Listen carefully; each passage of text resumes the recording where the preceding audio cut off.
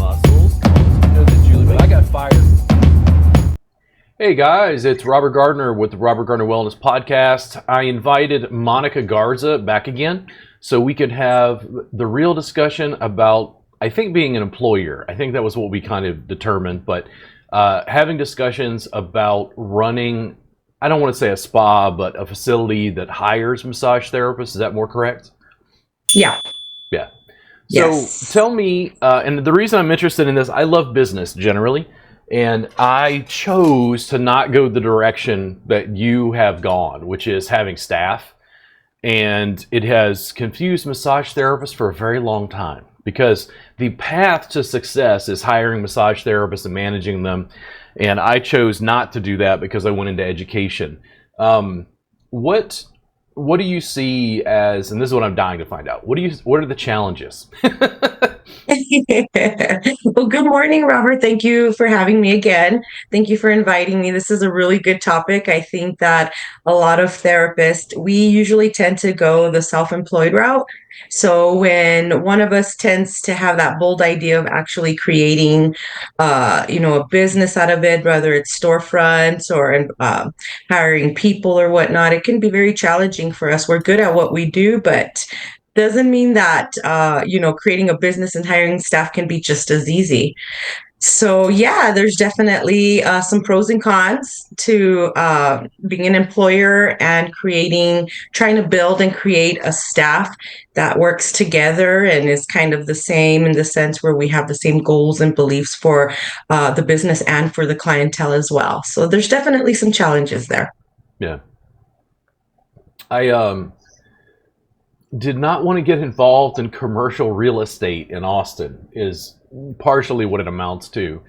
And the discussions I have with therapists, the reason this came up originally was students would take my classes. My work is mat based. It's completely clothes on. Yes. It's very different. And the students would do what I was teaching in class, and you could see them wake up and go, man, this is great. Like, you could see the wheels start to turn in their brain. We're like, this is a totally different service. There's nobody who offers this. And they look at me in class and go, when are you going to open a place? And I'm like, huh? like, when are you going to open a place? And I'm like, well, I have a studio. And they're like, no, like, when are you going to open a place? Yeah. And I'm like, why? And they're like, well, I want a job. And I'm like, I want 60%. And they're like, oh. I'm like, I'm giving you the tools to keep 100%. And you realize the divide was they didn't want to do the business side. They wanted me to do the business side. And I'm like, I thought about it and I said, okay, listen, I'll open a brick and mortar when I can buy the shopping center. Right. And they all went, what? I don't understand. That didn't make any. And I'm like, no. Brick and mortar is a real estate game. Sure is. Like, don't get me wrong, there's money coming in from the massage, but the person who makes the money is the guy who collects the rent every month. Absolutely true. Well, it's a hard discussion in the massage industry. It is. I think it's pretty hard for us as well because our work entails all of us, not just our brain or sitting on a computer. So when we're trying to compare rent versus how many massages you have to do, it puts a lot into perspective. Oh, yes. And I realized that early on in the game, as soon as I started, it was just me and one session room. And I was there doing my appointments and I started thinking, wow, how many massages do I have to do just to pay rent? Yep. And that's not even including all expenses of the rest of the business, plus anything payroll, anything that I need to take home to pay personal bills. Yeah. So it is definitely a challenge for sure. I've seen so many businesses come and go in and around Austin, not just in the massage industry, just like COVID, like I had that moment during COVID where I went, now do you see why I didn't open a brick and mortar? I was like, dude, I couldn't even imagine, because I had very low overhead, but I couldn't imagine having like a facility and like all of a sudden the biological bomb has hit the fan and you can't, like, what do you do? Right. Yeah. Right. I actually opened my brick and mortar during the pandemic. Sounds crazy, right? I had started doing some when we were good to go. I started with the in-home massages. Right away, I realized that was not for me. And then I realized, do I want to go work for somebody? Or do I want to just open up my business? I don't think I would have been so quick to jump in opening my own business if I didn't have any experience in working on the financial part of it. So before I opened up my business, I actually worked a few years in an accounting office. That actually ended up being such a blessing in disguise because, wow, now I knew exactly what it took to own a business on the financial part of it, you know? So that gave me some really good insight on what it is to have to open up a business and how to maintain it. So I think that was a huge help. Yeah. The therapists, it happens all the time. They're like, what do I do about taxes? I'm like, get an accountant. I'm like, oh. I'm like, I mean, I can talk about it, but like I owe the IRS money. Hello, federal government. If you're watching this, if you knock on my door, I'll just write you a check. Like, it's confusing and it's out of our wheelhouse. There are points at which, especially as a growing business, it is best to outsource, and it does cost a little bit of money to find someone to handle things. But there are certain things that we're just never going to be, at least in my case, I'm never going to be a tax professional. Exactly. I'm not going to go tax avoidance loopholes or, should I file as an S corp or whatever. It's like, I'm too busy mashing on people's biceps trying to help them with pain. Like, I have to be an expert on everything. Yeah, leave that to the experts. We chose massage therapy as our expertise, and that's what we want to stick to. We'll leave the rest to those people who decided to be experienced and experts in that field. Yeah. It's very important, I think, to get an accountant. They do my work for me, obviously, so I'm not having to deal with payroll or quarterly reports or anything for that matter. Everything's done. But it definitely, even though working there and I don't handle that aspect of my business anymore, I still understand it. Yeah. And I think that's actually something that it's just like social media. We were just talking about social media and how a lot of us shy away from the camera. That's also true in the accounting and financial part of our business. And we could be self-employed. We still need to know, some accounting stuff because we have to gather information. Basics. We have to know exactly. Basics. And when you dig in a little bit further and you just want to understand the whys of why do I have to do quarterly reports for employees versus why is IC only W-9s and 1099s at the end of the year, that's information that we should know. That way we don't get ourselves caught up in anything that will get us in trouble legally with IRS or whatnot. It's just good to know. And I've also known that, yes, we could definitely leave this to the experts and trust them. But I think going in completely blindly and allow someone else to completely control the financial part and understand it is kind of also something that we need to think about. That we just need to have a general understanding of our finances and what's going in and out. The finances navigate, and I only have a limited understanding. I'm having some tax related, accounting issues at the moment, and the whole issue is, how do you steer if you don't know? Like if you have rent and the rent's $1,000, you know that you're paying $1,000 a month in rent. The landlord knows that $12,000 a year is supposed to come in for that facility. Out of that, his mortgage, taxes, whatever has to come out or whatever. The deal is, if you don't actually know what's coming in, it's very difficult to make business decisions. And because I went into education, especially a large part digital education, my entire business model has confounded every massage therapist and educator I've worked with.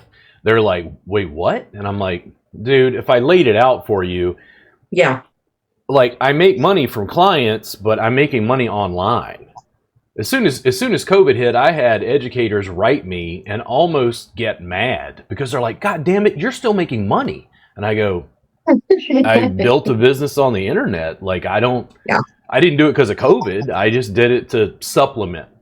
And then all of a sudden my supplementation became, you need to, and I did, it worked.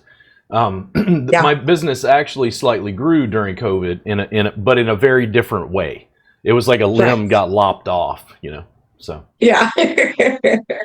I think that when you find something that you feel is very beneficial, and then also, but people haven't caught on to it yet, like you had mentioned, like you're going to get some backlash. And I mean, look at, you didn't even know, right? To say the least. You can go to my private Facebook feed and see the backlash right now. They're like arguing about something that I'm like, I have no idea why you losers are spending your time on my personal social media. Like, okay, cool, whatever, boost the algorithm. I talk about polarization and they're like, well, this is horrible. We don't like this. And I'm like, no, this marketing is perfect because I know who not to have in my classes. Yeah. And they're like, like they've never heard a massage educator talk like that. Everybody in the massage industry is so polite and so loving and healing and wants to help everybody. And I go, I don't like you motherfuckers. Go away. Get out of here. Get out of my class. And nobody can understand that. They're just like, what? That is so rude. And I'm like, without being overly offensive, they're anti-science, anti-vaxxers, leaning on tradition. They want to talk about chakras or something that doesn't resonate with me specifically in the way in which they're discussing it, if I can tone it down a bit. But it's like, not everybody is my client. Not everybody is my student. I'm never told that what I do is ineffective. I keep being told that it's not massage, mainly by the massage industry, and that leads to a bunch of other issues. Right. All I'm doing is looking at an industry and say, hey, I've got an idea. I've been working 20 years. I have absolutely no hand pain. I reduce clients' pain from like a 7 to a 2 on a pain scale. Yeah. Why don't we work on a mat? And they're like, no, absolutely not. Absolutely not. I'm like, it's not taught schools, not allowed in facilities. It's banned, basically. And I'm like, I never tell a mechanic what tools to use on my car. Why do massage therapists allow employers and people who buy and purchase massages to tell them what tools to use? And they're like, no, the table's completely ineffective. And I'm like, good. I'm glad that your 1 day's training beats my 20 years experience. Like, you guys, well, I used Thai massage and blew out my knees. I'm like, cool. I told that what I teach isn't Thai massage. It's like, good Lord. The change is working on a mat. Do you know how controversial that is? It seems to be very controversial because people don't understand it. I think that has always been since the beginning of time. People will always put resistance against something that they have not been able to see out of the box. But we know since the beginning of time, it's for people who think outside of the box. That's how we evolve. I mean, we know that. So something that's so traditional to someone, another person takes that and it looks at it in a different perspective, a different angle. What can I do differently here? Yeah. And some people just do not like change. We know that, especially with age. For some reason, the older we get, the harder it is to change our thoughts, our perspective, and what we believe is what's right and, politically correct. Yeah. I mean, to me, this spot becomes undebatable. If I would go, listen, do you want to do more laundry or less? Well, less. Mat work. Do you want to spend more on oils and creams or less? And they're like, well, less. I'm like, mat work. And they're like, I'm like, do you want to work harder or less? And they're like, well, less. I'm like, mat work. And they're like, do you want to make more money or less? And they're like, well, I want to make more. I'm like, mat work. And they're like, no, that's not. I'm like, yes, I'm not going to fucking argue with it. Yeah, like, listen, exactly. I can sit down and debate you. It's never going to change your opinion. I'm a philosophy student. I will ram you into the fucking ground if we have a debate. I can go back and forth and you're going to go, no, your specific practice is an anomaly. And I go, yeah, I'm fucked up, okay? I'm weird. I'm different. I did this crazy math thing. I'm telling you, I was developing fucking carpal tunnel working on a goddamn table. There is Yeah. no Yeah. reason, and this was the post. It was a simple graphic I made in Canva on my phone while I was working Yeah. on a client. Figure that shit out. And the whole deal was, I said, people will spend thousands of dollars to attempt to solve a problem they could solve I with an saw it. $80 mat. I And saw the that whole post and I industry thought is it was like, no, awesome. no, I did Thai massage and it blew out my knees. And I'm like, cool. Yeah. I don't think you've studied with me, but great. Like, I kept being told what I do isn't Thai. The challenge has been, from a business perspective, massage therapists do, and this is why the conversation is interesting. In my opinion, they think in terms of brick and mortar. If there is no brick and mortar, they do not believe it is a viable business. They say, Right. well, you should have a school. And I'm like, I have a school. It's on the internet. No, like a real school. And I'm like, no, absolutely not. I'm not interested in massage licensure. I'm not interested Right. in getting students through the Right. basics to get a massage license. I have no Yep. interest in that at all. And they're like, oh. The deal is, brick and mortar to massage therapists is proof of concept. If you are good, you make enough money to glean money off of massage therapists, and become the evil capitalist who makes 50 to 60% Yeah. off of them. I'm like, listen, like, you don't even like me as a teacher. Do you know how I'd be as a boss and a manager? I can barely make it through my own podcast. It's so bad. The challenge is running a facility like you do. There's a lot of other issues. So how do you deal with scheduling software? So scheduling software, that one is it's an online one, and I hardly have to do too much, but the scheduling software could be tricky, you know. I had to, yeah, I'm not gonna lie about that. Not only that, but there goes more into it than just having a good scheduling system. What it offers and what it entails, you know, Yeah. and the protection of my clients' information. You It's know, and You got to change the air filter for the AC system. It was a brutal summer. The AC crapped out. The bathroom overflowed. It's got to have, like, there's all this other management stuff that has to happen that has nothing to do with body work, right, that I personally had no desire to get involved in. I was right, like, I right. decided to run a digital business and scale it out as big, as broad, as far as I could, and maintain my little studio. Yeah. And it's Yeah. worked, but the thing is, too, it's like my practice is a bit of an anomaly.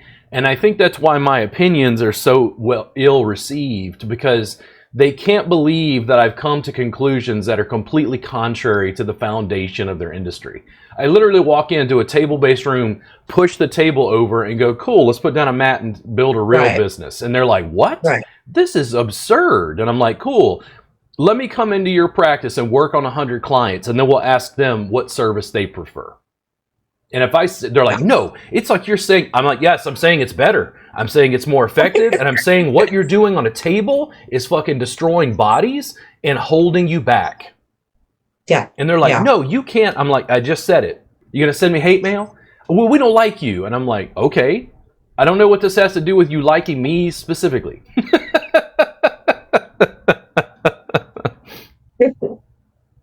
The sound of your voice, you know? Good Lord. But I think, you know, there has always been a base or boundary set in place for those of us who, like me, I'm going to use myself as an example. I'm kind of those people that needs something to start off on. I'm not like, oh, just completely jumping into something black slate. So I think this table was placed there as a boundary in the sense where us to have a sense to understand. So massage tables were invented for us to place the client in, because where else would we put them, right? So those are, you know, little things that they put for us, people like me who don't know any better or can't think outside of the box. But they weren't meant to stay as a law. Having a massage table is not law. I think it was just a base of where we needed to know some kind of setting. Now, where does it say in the law that you have to use a massage table? Well, Now, if our client does it, no. So a therapist, I can't remember how this happened, but I think it was on my business page on Facebook. A therapist screenshotted a piece of a law in the county that she's in California, and mat work was not allowed. wow. But it's because there's no state law in California. The individual county is dealing with it, and massage therapists, I don't know if you realize this or not, massage law is simply set up to prevent brothels and prostitution. Mm-hmm, mm-hmm. The laws, if you read them, like I had to read massage establishment law recently in Texas, and I'm like, fuck, this is set up to prevent brothels. This has nothing to do with a mat-based practice on a mat that I teach. Like, this is not even remotely the same thing, but they treat it all like it's the same. It's like, it's not. I've got testimonials, and I recorded everything for 5 years. And it's just absolutely amazing to me that even in video, I can show it again and again. And the difference is, what you see in a video that's exciting in social media that makes you want to watch and scroll is very different than what effective pain relief is. You can't see it. Like, I thought about this recently because I work with students, and a student the other day, she's in Kentucky. So because I chose to go a different direction, I'm teaching through 4 camera angles live via Zoom, and I have a keyboard switcher, so I'm switching camera angles. Jennifer Liggett is this wonderful student in Kentucky. I have never met her in person. She is studying mat work with me. She's working on Dia, who was her model. And we get to the end of what we were doing, which was upper back and neck, kind of shoulder pain. We did that, and I was like, Dia, I've learned to do this. I take a pain scale. 10's hospital, 0's no pain. What did you start at? Yeah. And she's like, an 8. I'm like, ooh, wow, I didn't realize it was that bad. An 8? She's like, yeah. And I'm like, what's your pain at now? And she's like, a 1. And I just laid down like I just died. Yeah. I don't understand how I can take a student online, help them reduce somebody's pain by 7 points on a pain scale in a live stream class, one-on-one. And the rest of the industry is not only saying I can't learn online, but that this mat work thing, this is not effective. And I go, does anybody watch this? Like, I'm gonna have to start cutting clips like this, and I keep wondering how many thousand times am I gonna have to show it before somebody finally listens. I mean, I had a student look at the new curriculum. The first feedback I got on new curriculum was, I don't get it. And I go, okay, you don't get what? And they're like, well, that's it? And I'm like, no, you're advanced. This is a short curriculum for the new students coming in to get started. So the low back sequence is like 5 steps that you repeat on, each side. Right. And they're like, that's it? And I'm like, no, that's not it. That's just how you get started. I have to give simple, easy. I've refined it. I've taught this shit for, or dealt with it for 20 years. Like, I've refined it down to 5 moves that I think you need to do for most people with low back pain in many instances. And then I stopped and I said, hey, did you do? She's like, yeah, I did the sequence. I'm like, cool. How did your client respond? They're like, oh, well, they had less pain. And I'm like, I can't teach you a 2-hour sequence. It'd be exhaustive. Yeah. But in my experience, are you ready, Monica? Ready. How many massage therapists are going to do a 2-hour sequence? Not very many. What comes out of their mouth and what their behavior is are 2 different things. That's right. Yeah. So what are the ongoing plans for your business and the fact that you have staff? Like, one, I like to know about the challenges, because I almost like think of it as like networking.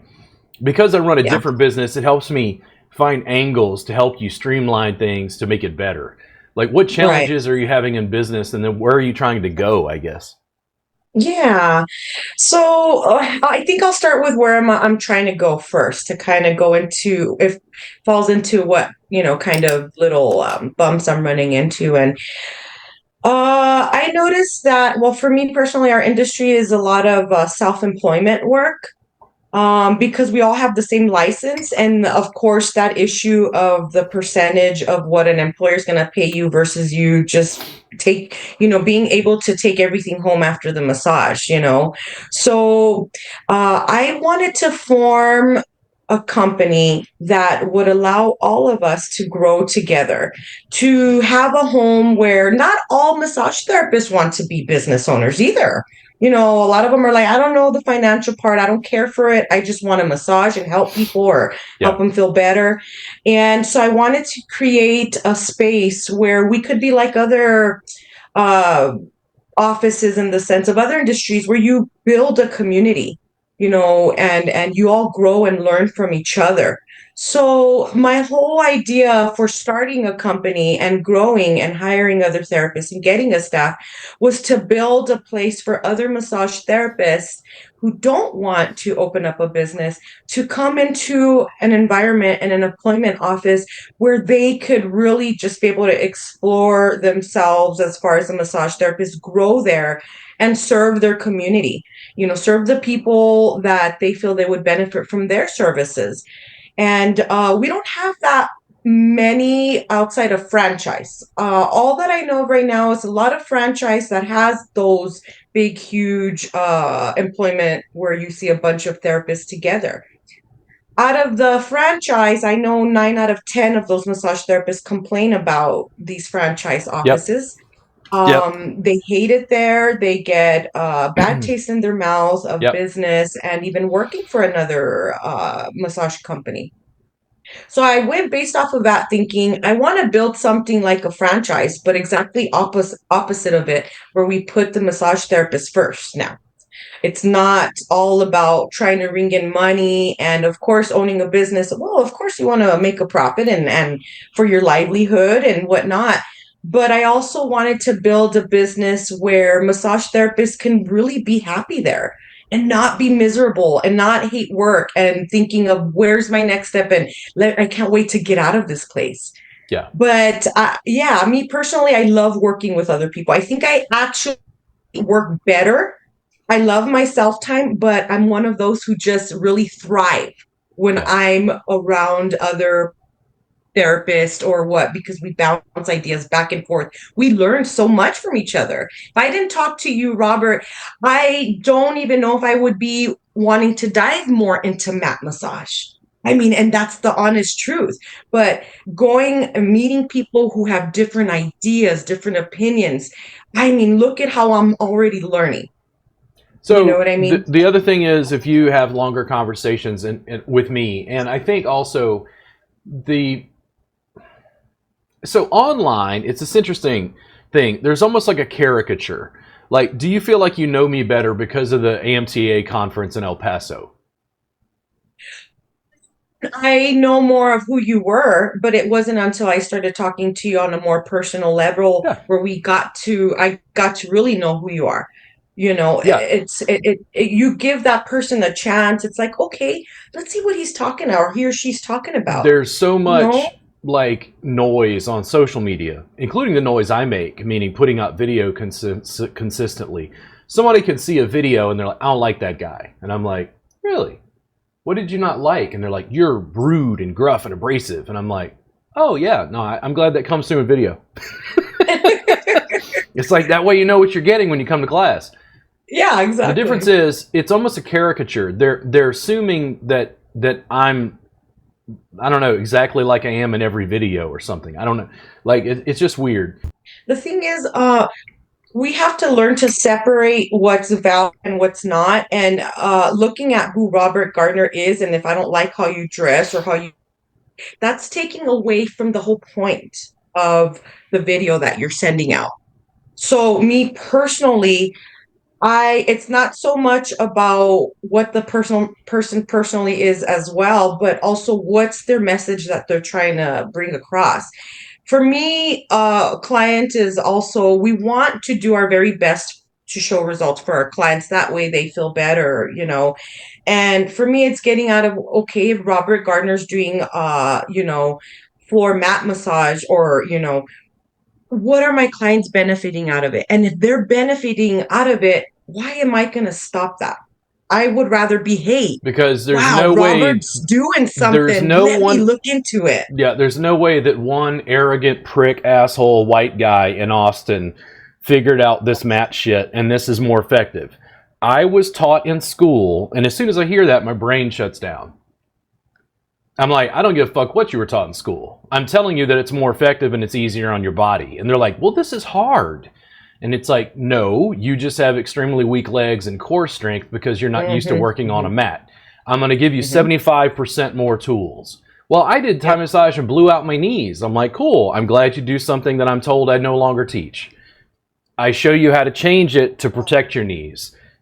They're not easily, it doesn't matter. You have to watch a lot of video. If you watch a lot of my video, I think you get a more broad sense. But who really does? Nobody. Everybody's busy. Yeah. I'm not even done yet. I can't even go as far as I want to go because there aren't, oh, God damn it. So we had conversations in our private subscribers group, and I had said, hey, guy, listen, the next level pain relief yoga therapy class is coming up.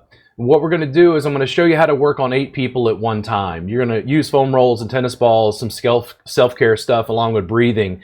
You're going to walk them through a mix of yoga therapy that's going to show them how to work on themselves while you assist.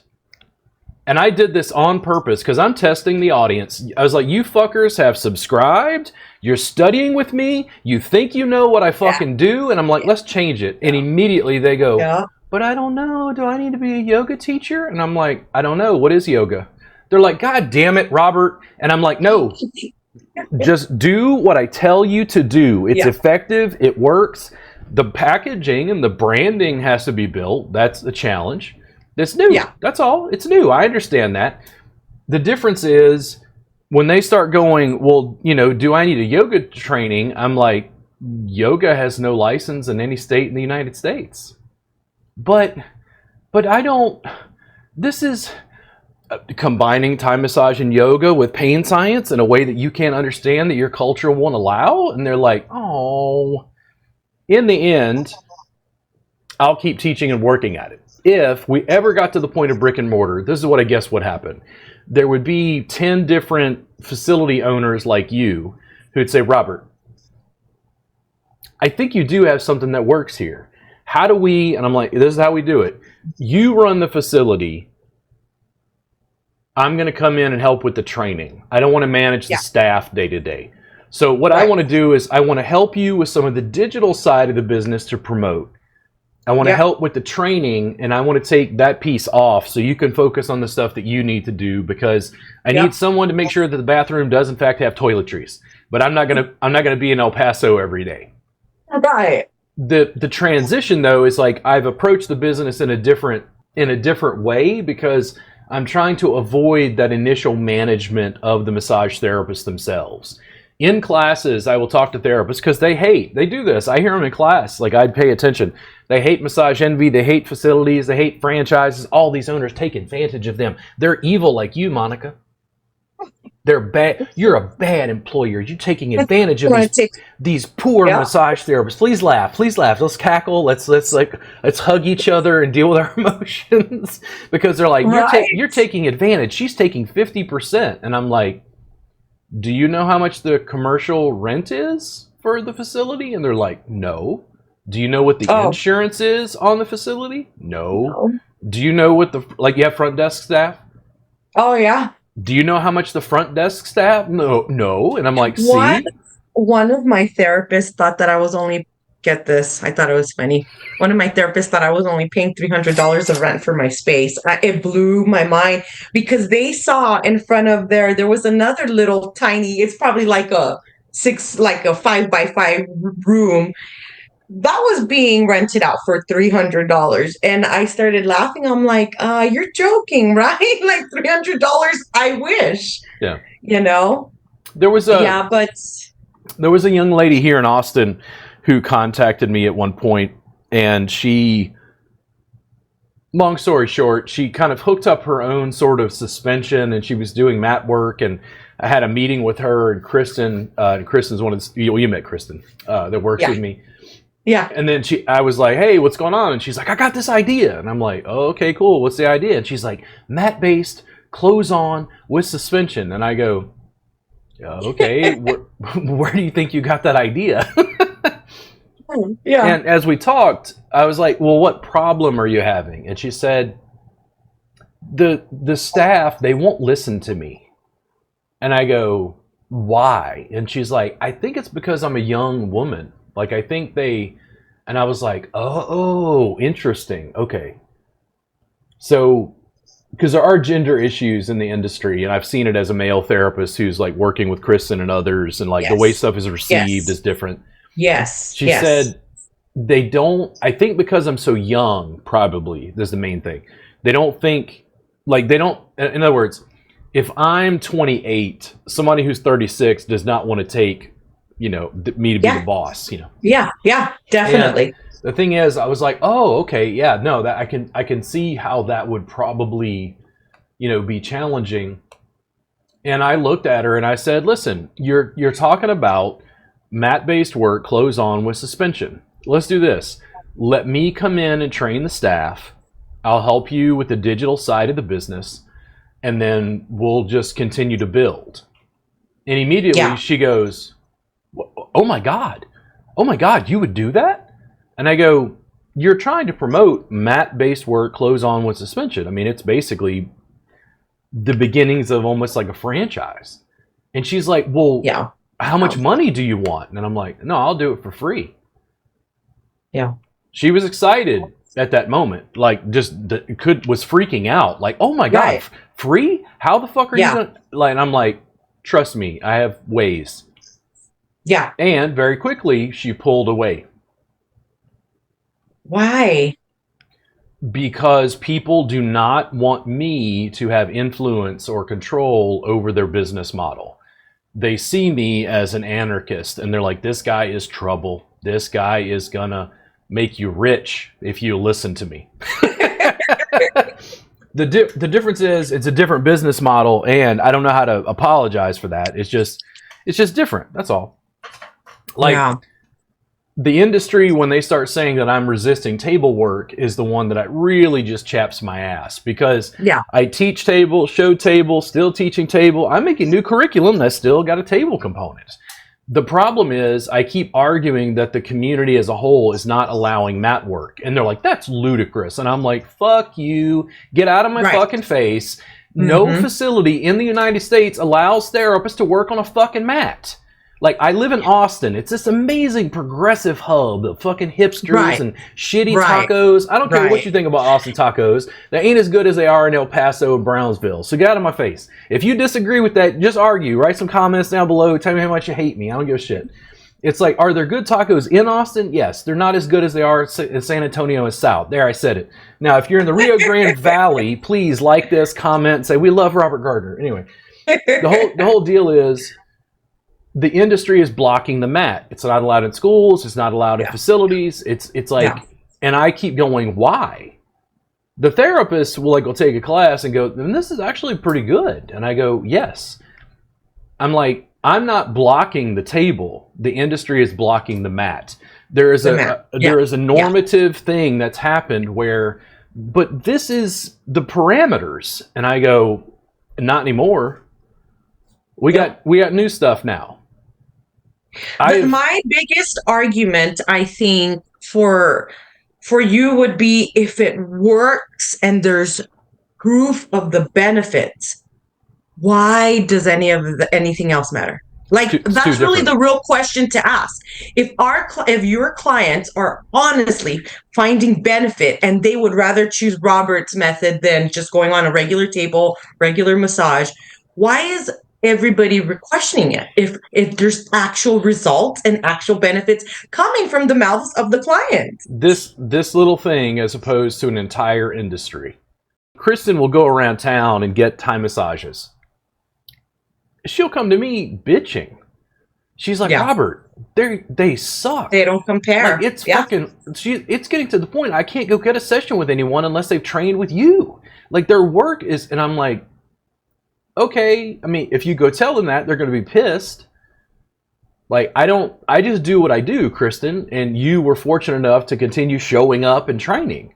Like, yeah, I can teach it to anybody. And she keeps going, where are all the Austin massage therapists? And I go, good question. Yeah. The bottom line is, most of the massage industry, like if we had to say, what percentage of massage therapists work for someone else and what percentage work completely for themselves? Yeah. 80-20, 90-10, Yeah.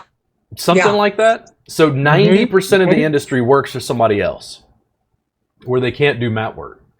So I've got to lean on that 10% and convert just a small number of them to be able to build. I don't hear from students who do it that it's ineffective. I hear challenges where they're like, well, but you know, Gloria comes in for her massage and like she wants the oil and cream. And she's like, yes, you have a current business. You have created a table cream, glide, and nudity service. There you Gloria go. wants that service, which is fine. Right. You get to decide, how do you want to continue working with Gloria? Do you want to minimize clients like Gloria? Do you want to like where do you? I'm not telling you just to do what I do, by the way. Exactly. Where do you want to go? And they're like, oh, exactly. But this is hard. Like, I'm like, yes, this is business stuff. This is business stuff. Yeah. Students, literally, I've seen this. They'll study with me online and they get angry that I won't open a brick and mortar. And the reason is because they think that the brick and mortar is the proof of concept. And I'm like, I'm not interested in managing therapists. If you came to me, Monica, because based on what you accounting, I'm like, oh, she has an accounting background. That would be helpful. All right, cool. She's much nicer and more attractive than I am. She would be much better as a daily boss. Then there's this thing where we work together to build if you decided to go that direction. The challenge is most of what I'm doing is just one guy shouting in the darkness and the industry going, no, this is not how this works. And I'm like, okay, I mean, it's fine. I'm going to continue doing what I'm doing. And there's nothing about the responses of my clients that's making me question what I do. I question my sanity daily because of the massage community. Because the people who leave hate mail on my, and this is my personal page, by the way. I shared it through my business page. There's no response. I share it through my personal page. There's a goddamn flame war going on. And I go, hey, you realize this is my personal page, right? Personal page. Yeah. Like, there's a reason I don't follow you. You're a loser. Yeah. I don't give a shit what you think. How about that? And they're like, I can't believe you said that. And I'm like, well, it's in the podcast. Do you want to record it and put it on loop and get a DJ to, you're a loser. Right? Robert Gardner said it. You're a loser. You're a loser. Like, I don't spend my time just complaining about what other people do on the internet. Exactly. I'm like, okay, don't like it. You know what? When you continue to do what you do, Robert, because you're listening to the people who are saying what your work is doing is benefiting. You're not listening to the naysayers. And that's why you're continuing and you're making progress because what you're doing is working. If it wasn't, you wouldn't be here right now. And you'd already be trying to figure out another way. Nah, there are points, I swear to God, I feel insane. Like, I worked on Anju. She left a Google review on my page, which is why I used her name. I worked on Anju, and she had like a laundry list of carpal tunnel and plantar fasciitis, and it was such a long list of medical stuff that I was like, okay, Anju, let's do a session so we can talk because I need more information. She went from a 7 to a 2 in the second session, and when she stood up at a 2 after the second session, she goes, "You mean I don't need surgery?" I'm like, Anju, I don't diagnose or treat conditions. You have tight muscles. All I've done is delivered a stimulus into your nervous system to get those muscles to relax. It's not magic. I teach it. Anybody can learn to do it. I can show you how to work on yourself, Anju. It's not exactly the same. But it's like if your pain drops to a 2, you haven't told me anything that a doctor would need to do surgery to remove. As I continue getting feedback like that, that's where I feel insane because the clients are like, this is amazing. Why aren't massage therapists doing this? And I go, because it's not what they're taught in school. What? Exactly. But this solves the problem. And I go, It'll take time. If Yeah. these students were in school and they were already told, massage tables are the basis of this of this industry. But later in life, you'll learn that you do not necessarily need a massage table. Can you imagine if they were already told that since the first day of school? Right? So it's already pre-programmed massage table, massage table, massage table. You have to have a massage table. But if they were already first day of school saying, hey, we use this massage table as the basis, but then that doesn't necessarily confine you. Can you imagine the difference that you would have? I've gone into a massage school or two and done like a modality day. And it's just like students. I don't hold back. Even my online training, like the Video Vault, people are like, you don't teach them everything, do you? And I'm like, what? What kind of loser shit is that? I'm like, yes, I turn on the cameras and show them exactly what I do. And I'm like, it's getting to the point where I think I need to open up my studio to people in chronic pain, do free hour sessions as a giveaway, as a training. I mean literally, okay, today we're gonna cover carpal tunnel. I've got 4 people in a row coming in for an hour. And I want you to see what their pain level is and what they wind up at after I work on each one of them. And you're gonna see almost the exact same goddamn carpal tunnel sequence I've been teaching you for 13 years. And the clients are gonna freak out and cry because they don't understand how I remove their pain. And it's like, do I have to do that? And in likelihood, yes. In likelihood, yes. Well, I mean, the therapists, they treat social media as entertainment, not education. The deal is, when I've gone into a school for modality day, I'm just like, bring them along. Come on. Yeah. I'm showing them some table, show them some mat, and here's what happens. You show them some table, they wind up getting on the table, and they're, working on people, and it's like a little bit of weird. Then they do the mat work, and they're like, oh my God, this is crazy. Then the next day they go back to school. They start doing what the corrupter of youth taught them, and the school owner and the teacher get pissed off and say, stop that, we're doing Swedish. Aww. Exactly. Yeah, exactly. But what this guy taught us was really effective, quick, and easy to use. And they're like, no, we're programming you to be inside this box. And I just stop. I don't fight it. I'm like, listen, there's a reason I work in continuing education and not in core curriculum. Exactly. If I worked at a school, I would fuck up your school. Now, it would produce some of the best body workers in your city and state. But if I had 500 hours with students, it would fuck the whole thing up. Like, there's no way. My way of teaching is like, okay, here's the stuff they got to learn for core curriculum. Now, actually teach them the body work and show them how to work on each other in class. Yeah. You're having a shoulder pain? It's from your infraspinatus. Come here, guys. This is your infraspinatus. This is what it does. This is why it does what it does. It's just a muscle that moves here. When they have infraspinatus pain, it tends to refer like into the front of the shoulder. And then I'd show them how to work on it. But if I did that for 500 hours and taught them the basic anatomy, hygiene, health, anatomy, all of that. Physiology, kinesiology, all the stuff they have to do, you're still fulfilling the requirements, but you're churning out some really top-notch body workers. Yep. When I talk to therapists, back to the business side, when they complain about large facility owners, franchise owners, and then especially you, Monica, when they complain about you, and when I say you, it's like the local, like, she's thinking 50%. Don't you love it when I talk about you as the evil person you're the villain. You're the villain. It is what it is, right? The grubby capitalist. You own is it Boardwalk and Park Place on Monopoly? Park you're just Place, you're just predating on them in some evil way. They're the prey. I ask therapists, listen, there is a structure that allows you to work cooperatively in a co-op where you guys split the rent, split the expenses, you hire front desk staff, but you all basically are owners in a sense. Owners, right. Like, why don't you do that? And they're like, well, and I'm like, it's because massage therapists fail to organize. Yeah. Because one of you is going to get mad because one of you is not going to pay rent one month.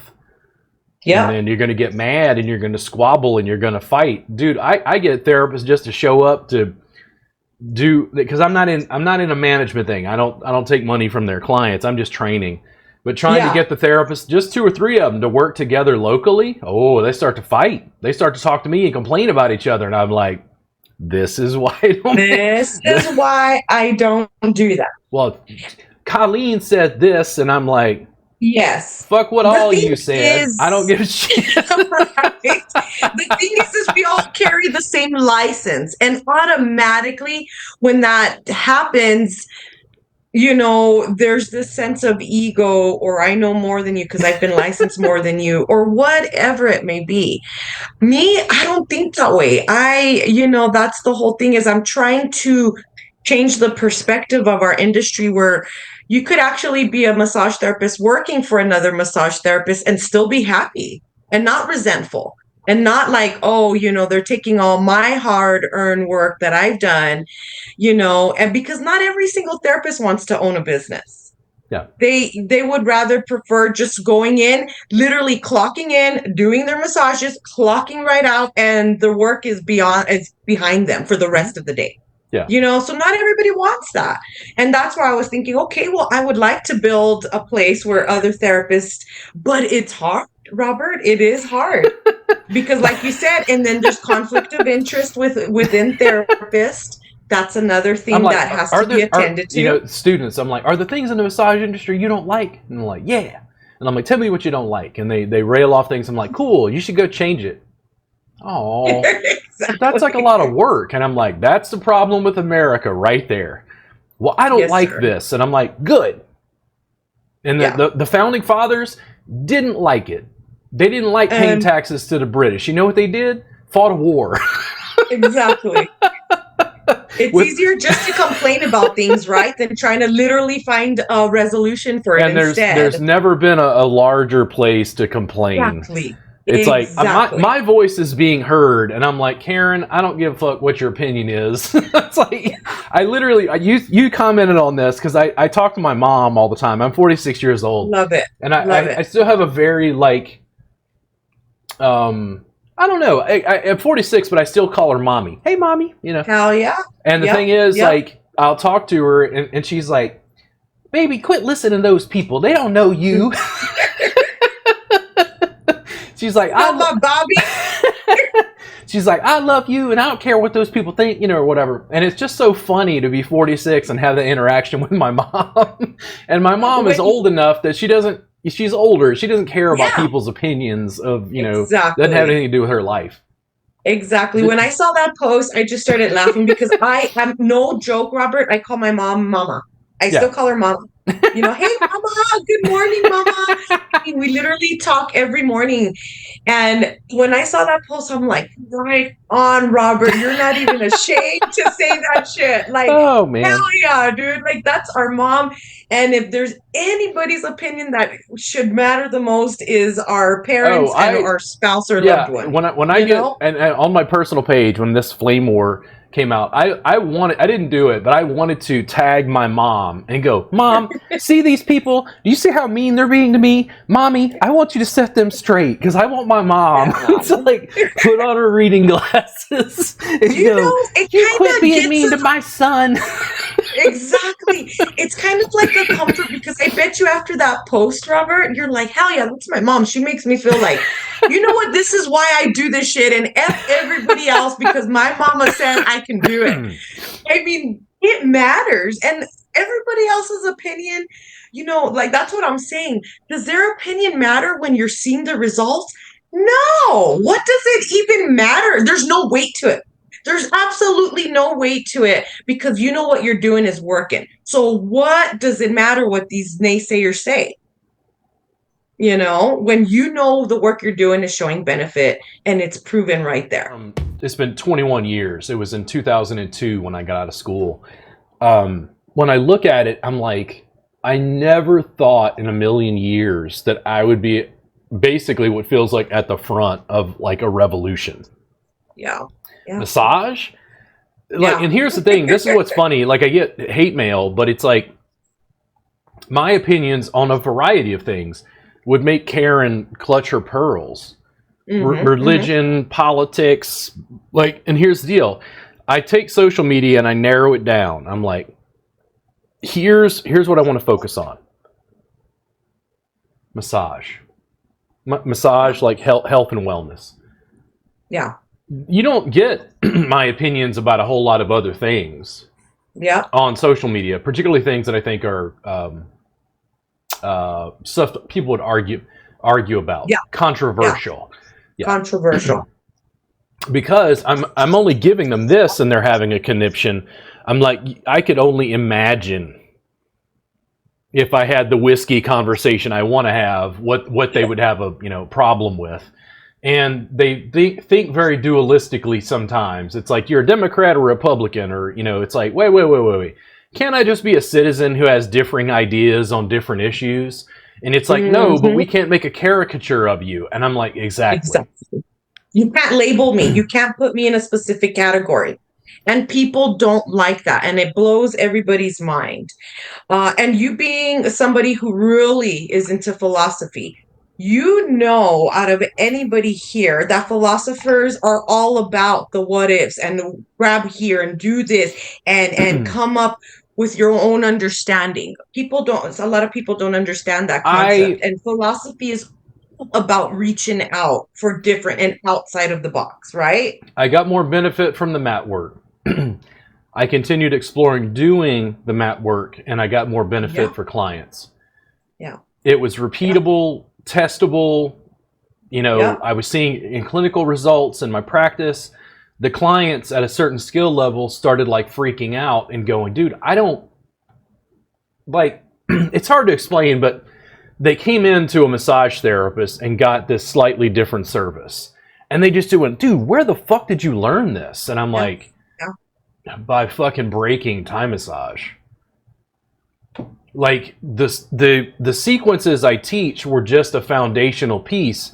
And once you saw it almost feels like Neo in the Matrix, where he sees the wiring under the board and it's all the code.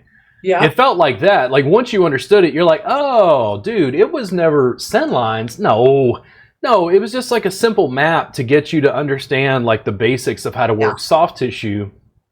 And then once you knew how to do it, it was repeatable and like even easier, to do. I continue to teach it, but I continue to practice it because of the results. And I know this about me, if it didn't work, I would change it. If it was ineffective, I would change it. But it's like I keep getting such good clinical results for the clients and their feedback in addition to students. Students are working with me online, where I'm told people cannot learn online. They're reducing people's pain by 7 points on a pain scale. And I'm like, hey guys, I got an idea, subscribers. If we called it the Reboot Insiders Club, I've been calling it the Next Level Pain Relief Video Vault. Recently, has changed names. It's just a video vault with everything I've taught since 2017. I go, listen, I'm going to stream to you 2 hours a day, 5 days a week, 52 weeks a year, give you another 500 hours of footage. Yeah. What? Wow. And I go, I'm just going to live stream to you to 5 days a week, 2 hours a day. We'll pick a new topic every day, and I'll have a client come in and address their problem live. You can just tune in and study with me. Yeah. And they're like, well, how much? And I'm like, $7 a month. And they're like, what? We're here. This is not speculative, like how we can deliver information. One of the things about brick and mortar is like, we're trying to do a pop-up in town called the Relief Clinic. And the Relief Clinic is getting the staff together. I say staff. It's the students who are working with me, and essentially I'm trying to run an ad to get them some clients so we can demonstrate what it looks like in a brick and mortar facility. Yeah. And part of that is because I assume therapists have to see it in a group setting to go, well, I want to do that. Yeah. Because it's just a different model. It doesn't look the same. It would be kind of like, I don't know what America was like before yoga, but I'm assuming they had gyms in America with like weights. And then the first yoga studios probably opened up in like dance facilities or something. Right. Because they needed a big open space. The actual physical room has to be different. You have to have like a hardwood floor or whatever. Right. And I think that's what the issue is. It's like I can see it in my mind's eye, but I have a failure to translate that into something that people can understand. If we do the relief Right. clinic, this is what I really want, is I want the students to work in a group. I want them to see the client's responses, and I want them to understand, oh my God, this actually works.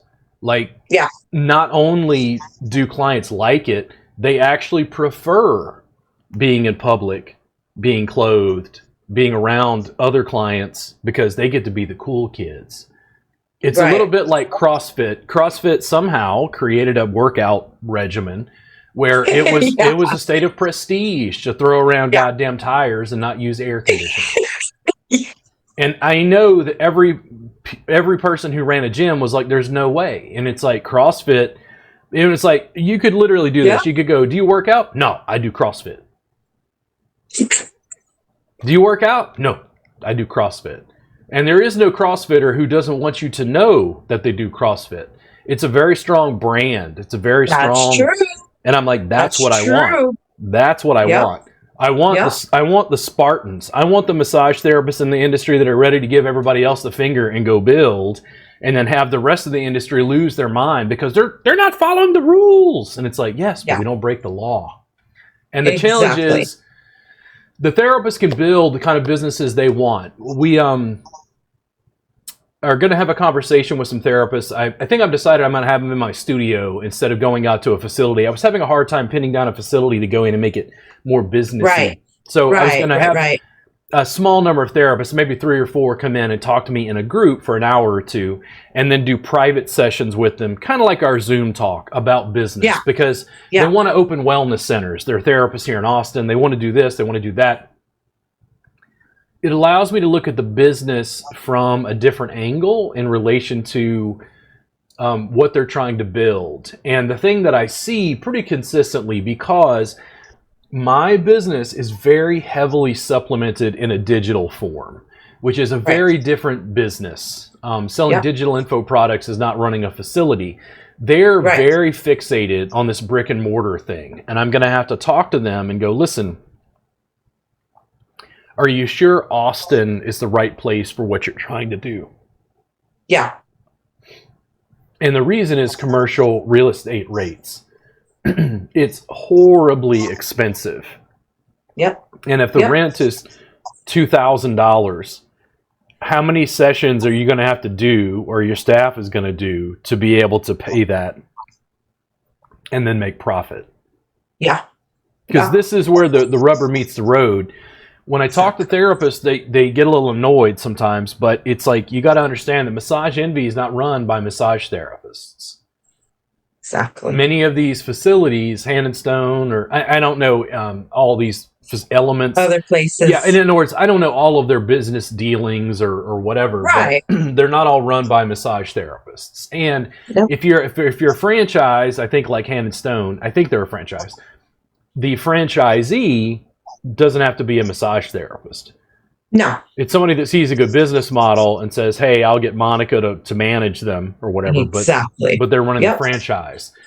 Some of those things are just inordinately complex, and my solution would just to go the digital route and sell the information and just keep building. And so far, that's worked inordinately well. But I think also it's given me a mouthpiece that massage therapists are just pissed off about, because I'm like a gnat. They can't get me to go away. Like, I'm just annoying the fuck out of them because they're like, fuck, like, this guy just doesn't seem to go away. Like, would he stop talking about this mat thing? The business that the therapists want is, I think, heavily leaning towards equity and like social justice. And I go, so why don't you build that? And they're like, oh, but it's so much work. I go, yeah, it is. And I don't have an answer for that. Yeah. Yeah. Yeah. And that's what divides us, or anybody for that matter. The people who just complain and don't do anything about it, or the ones who actually work on it and say, hey, I see something different here that works. I'm going to work my butt off to bring attention and awareness to what I believe in. and it's your truth, Robert. This is Robert's truth. And all these opinionated people who are against it, that's not their truth. And you're not there to change everybody's mind. Yeah. So I run an ad, get the students' clients, demonstrate it in a group setting, record it, and if it works and the students get clients, guess what happens? They get to keep them. When do we do it again? Yeah. Yeah. And I go, I'll see you in 2 weeks. When do we do it again? Now, what happens when their practices grow and they finally get, mostly booked? Yeah. Other massage therapists locally will go, wait a second, hold on. You mean that you are running ads and you were just giving me the clients? And I'm like, yeah. And they're like, are you serious? And I'm like, yeah. Yeah. And they're like, well, I want to do that. And I go, cool. Are you certified? Are you trained? Oh. I'm like, it's a very small, level of training to jump into what I'm doing. What I keep looking at is like, and maybe it won't work. There's a million things that the people see. I did this in a gardening. People would be like, man, you really have a green thumb. And I'm like, no, you're just seeing the 15% that survived. And like I killed, I killed more seeds from an heirloom, catalog than I care to admit. If it works, the students get clients, the business grows, their businesses grow. I demonstrate that it's effective. It looks in video like we have a brick and mortar, which we don't. We just have a pop-up. Yeah, but if you're able to demonstrate it, people believe what they see.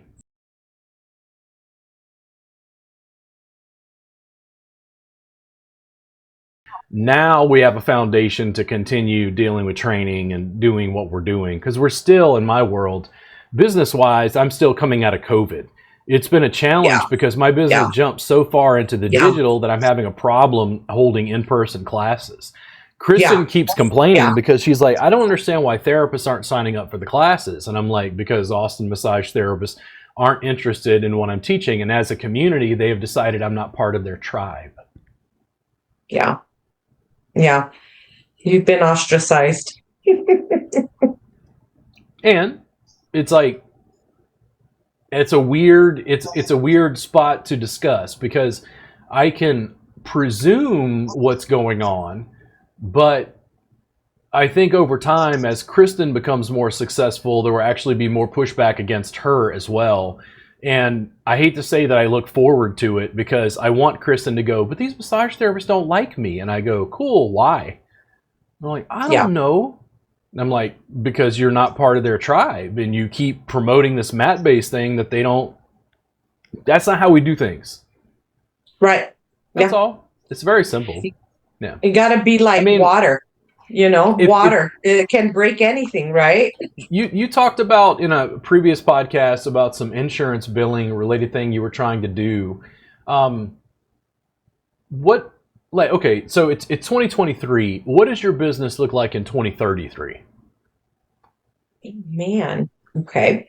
That's going to be a bigger office, bigger staff, and we're all in the business. In my office is to treat people with chronic conditions. We are all on the same page. We are not only working with the specific population, but we're also working with the rest of the community to get to a specific goal for each and individual client. Okay, so that could be different for anybody.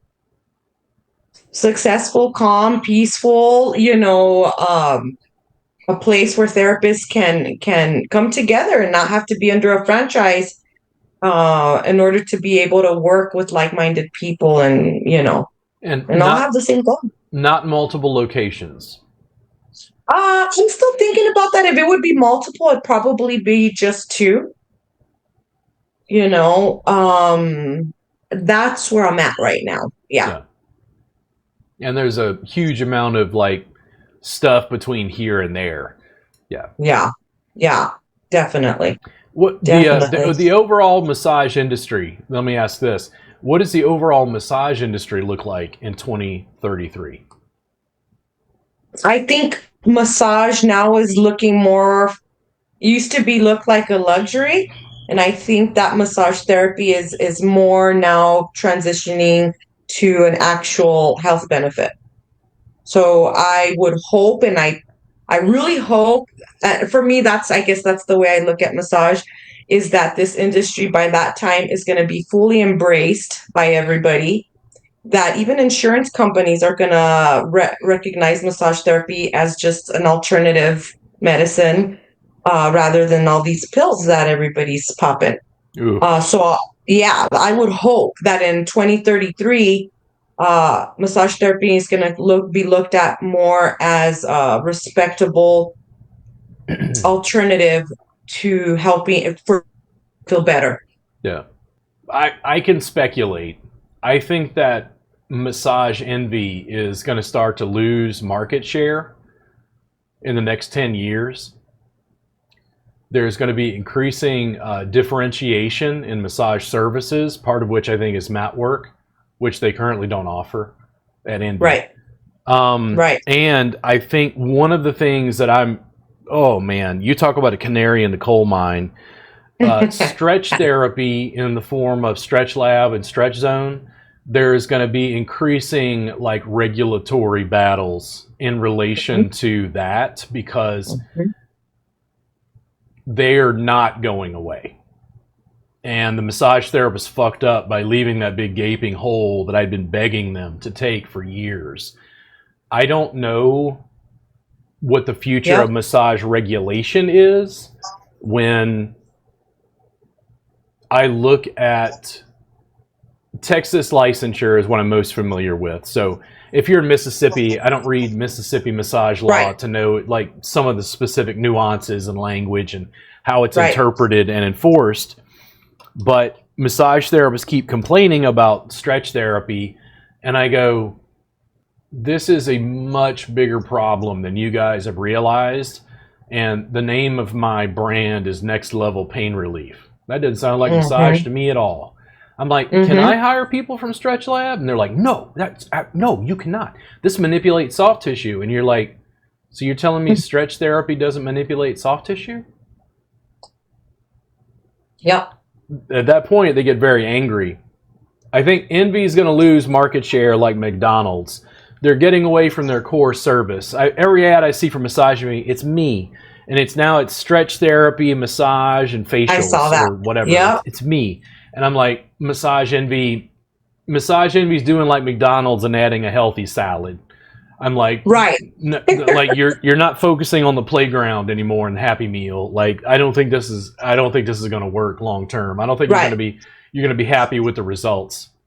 Yeah. Now, the differentiation in the marketplace, I suspect there will be new and different services.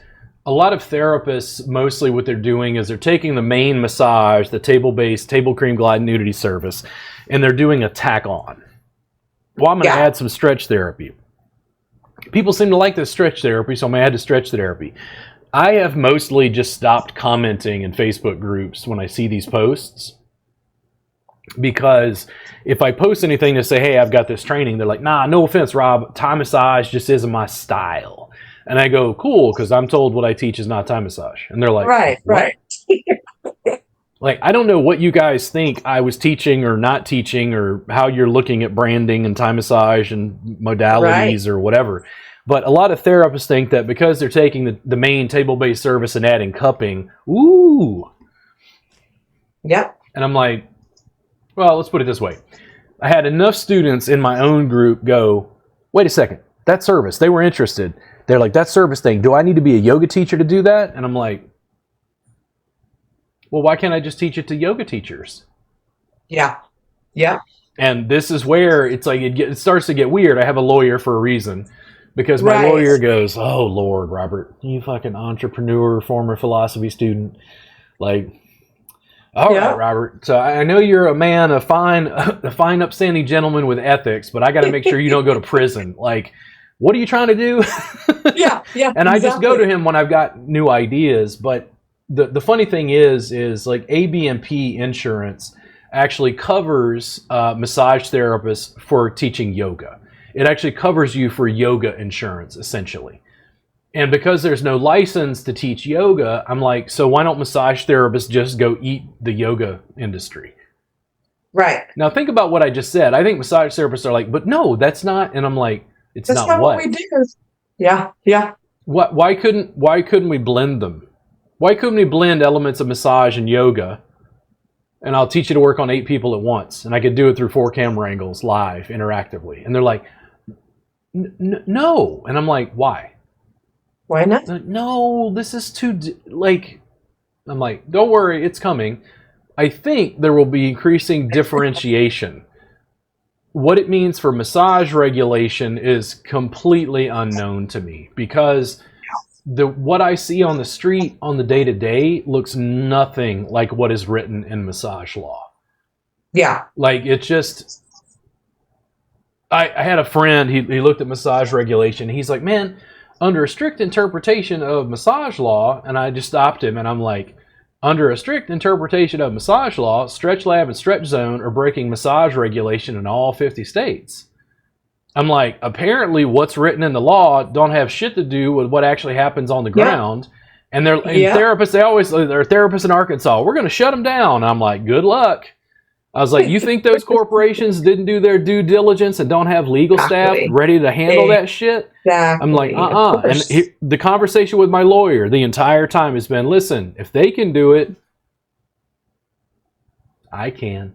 So you tell me. An actual massage therapist can do it. You tell me. Yeah. And the conversation I've had, and this is what's so interesting, I pay my lawyer $400 an hour. And at this point, you know who my lawyer protects me from? Other MTs? Massage regulators.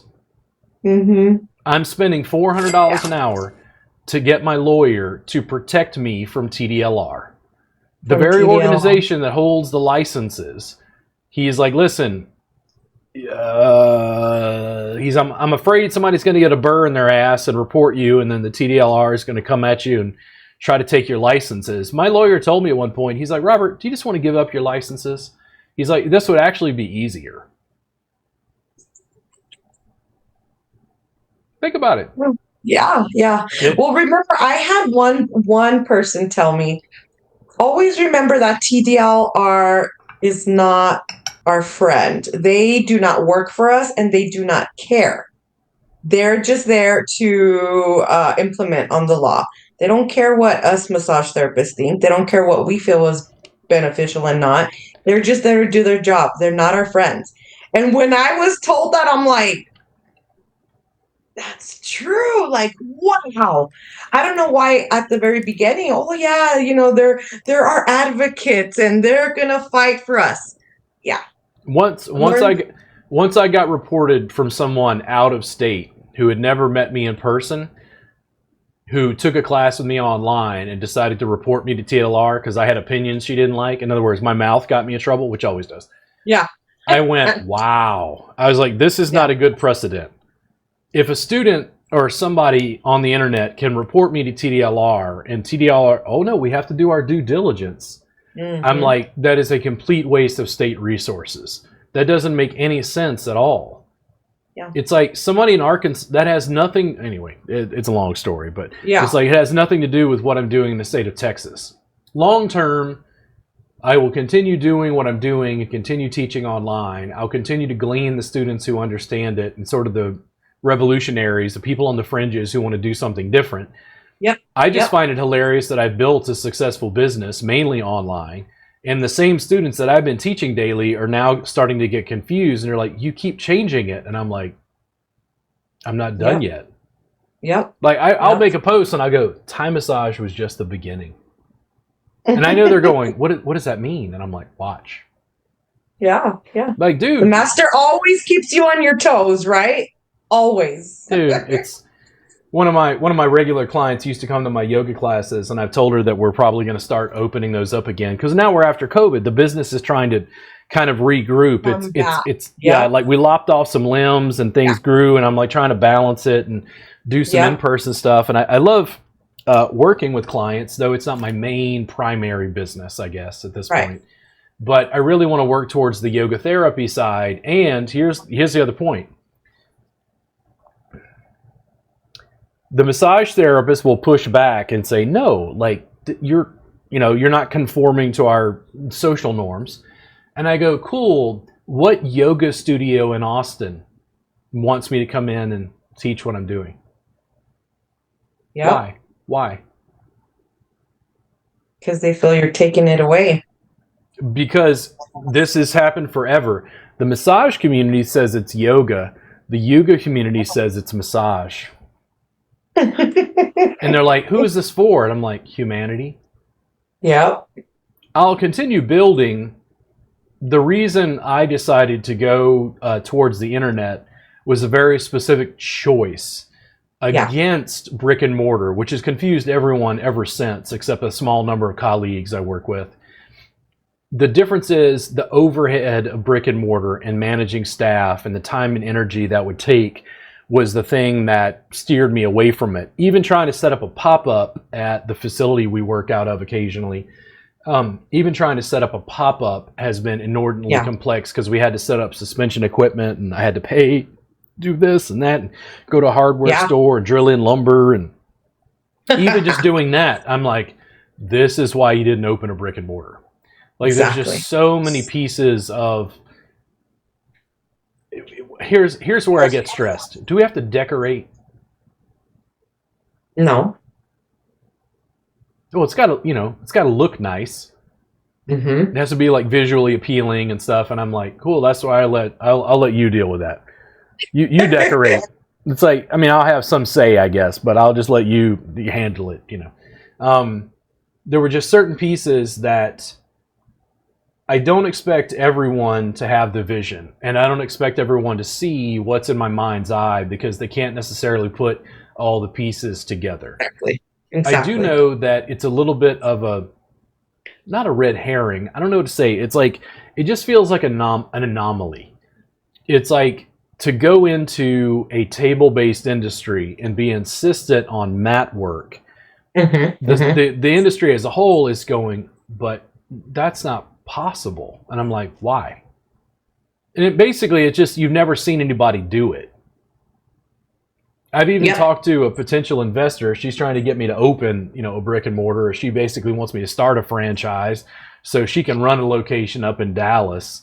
And I talked to her and she was like, no, but what about like curtains? Little curtains for privacy. And I'm like, completely public. One room, completely public. And she's like, you can tell she's like, I'm like, you're still thinking too much massage and not enough next level pain relief. There you go. But people want to be in private. And I'm like, yeah, people thought people wanted exercise bikes with air conditioning and CrossFit showed them different. Right. Like, and it's fine. Like, what kind of business do you want to run? The differentiation in the marketplace, massage therapists will be the first people to tell me they hate brand. They'll do this in class. I'll talk to them about it. Yeah. They hate brand. And when they talk about differentiation in the marketplace, they're like, what do you mean? I'm like, okay, hamburger places. Where do you want to go eat? What a burger. What about In-N-Out? I hate In-N-Out. Wendy's, Fuddruckers, like on and on and on. Yeah. There's a million different hamburger places. Why are they all distinct? Exactly. They're all distinct brands. Yeah. And I try to get them to look at that, and I'm like, massage therapists are still selling a commodity called massage, and they wonder why they can't sell brand prices, luxury prices. And they're like, no, my massage is unique and energetic. I'm like, yes, I know it's unique and energetic, but the consumer just hears massage. What's different? Why use hot towels? Okay, but I mean, like, to a consumer, massage is massage is massage. They just want to know why you're charging more than Massage Envy is. Exactly. This service, mat-based, done publicly, close on with suspension. Everybody has told me over the years that's not possible. And I'm like, oh, I don't want to tell you what I charge a session right now. You don't want to know. Like, I actually, somehow, I don't know how I did it, I pay my bills. Yeah. It continues to grow. And in my case, I don't have to manage staff. And that's a big thing. Like, if you talk to me right now and you're like, Robert, I like this idea, guy. I'll manage the staff. I'm like, cool, we'll talk about it. I'll be happy to train. Right. And you could literally go, I'll do it. Can you train him? I'm like, yeah, I'll train him for free. It doesn't matter. It's whatever. I'll fly into El Paso. We'll get it done. The Right. difference is, does somebody have the vision, and then do they want to create something that bifurcates? Because it's almost like creating I hate to say this, it's almost like creating the anti-massage. Can you imagine an ad? It's like, and I'm just making stuff up off the top of my head. Can you imagine an ad in Facebook that showed therapists doing the work, showed them using suspension on a mat, double-footed compressions, whatever, and it says, are you tired of seeing massage therapists who just rub oil on you? Are you tired of getting massage where the therapist just like can never seem to use enough pressure? Are you having chronic pain problems that you need help with? Yeah. Well, welcome to the future. And then it's like next level pain relief. Yep. I just created the anti-massage ad. Now, here's what would happen if I posted that ad. If we had that available in Austin right now, massage therapists would be adding hate mail in the comments. Why? Yeah. You would be getting a lot of pushback on that Why? because you're taking out the conformal of what the massage is. They can tell by my attitude that I don't have a high degree of esteem for their table work. And that makes them very, very angry. And I'm like, cool. But the difference is, I think I have a better idea what you're doing on a table than you do about what I'm doing on a mat. And they're like, you're a fucking asshole. And I'm like, cool, you can attack me, call me an asshole, and just engage in ad hominem. Yes, I was a philosophy student. I know logical fallacies. You can attack me personally, or you're going to have to deal with this. And this is the deal. I'm basically, right now, I'm still marketing to the massage community. I'm still trying to drag them in. Now, if everything continues to grow and everything continues to grow online, and I started marketing my services to people who work at Stretch Lab and Stretch Zone and say, hey, do you want to make your stretch therapy next level? You want to work for yourself and make some money and help people out of chronic pain? I've got some training materials for you. Right there. Now, who understands what I just said? Like, this battle is something's got to change. Like, I see too many therapists harming themselves, hurting themselves. They're not building the lucrative businesses they want. And I think there are different ways of structuring things. I don't think massage goes away. I don't think massage tables go away, or cream and oil and Swedish. What happens is there's a differentiation in the marketplace. There's more specific brands and more specific services that are tweaked in various ways. And that's the stuff that I find super interesting. Like, would anybody have seen, I haven't heard as much about them recently, but Soothe and Zeal, the apps. No, I haven't seen that one. Do you know what it is?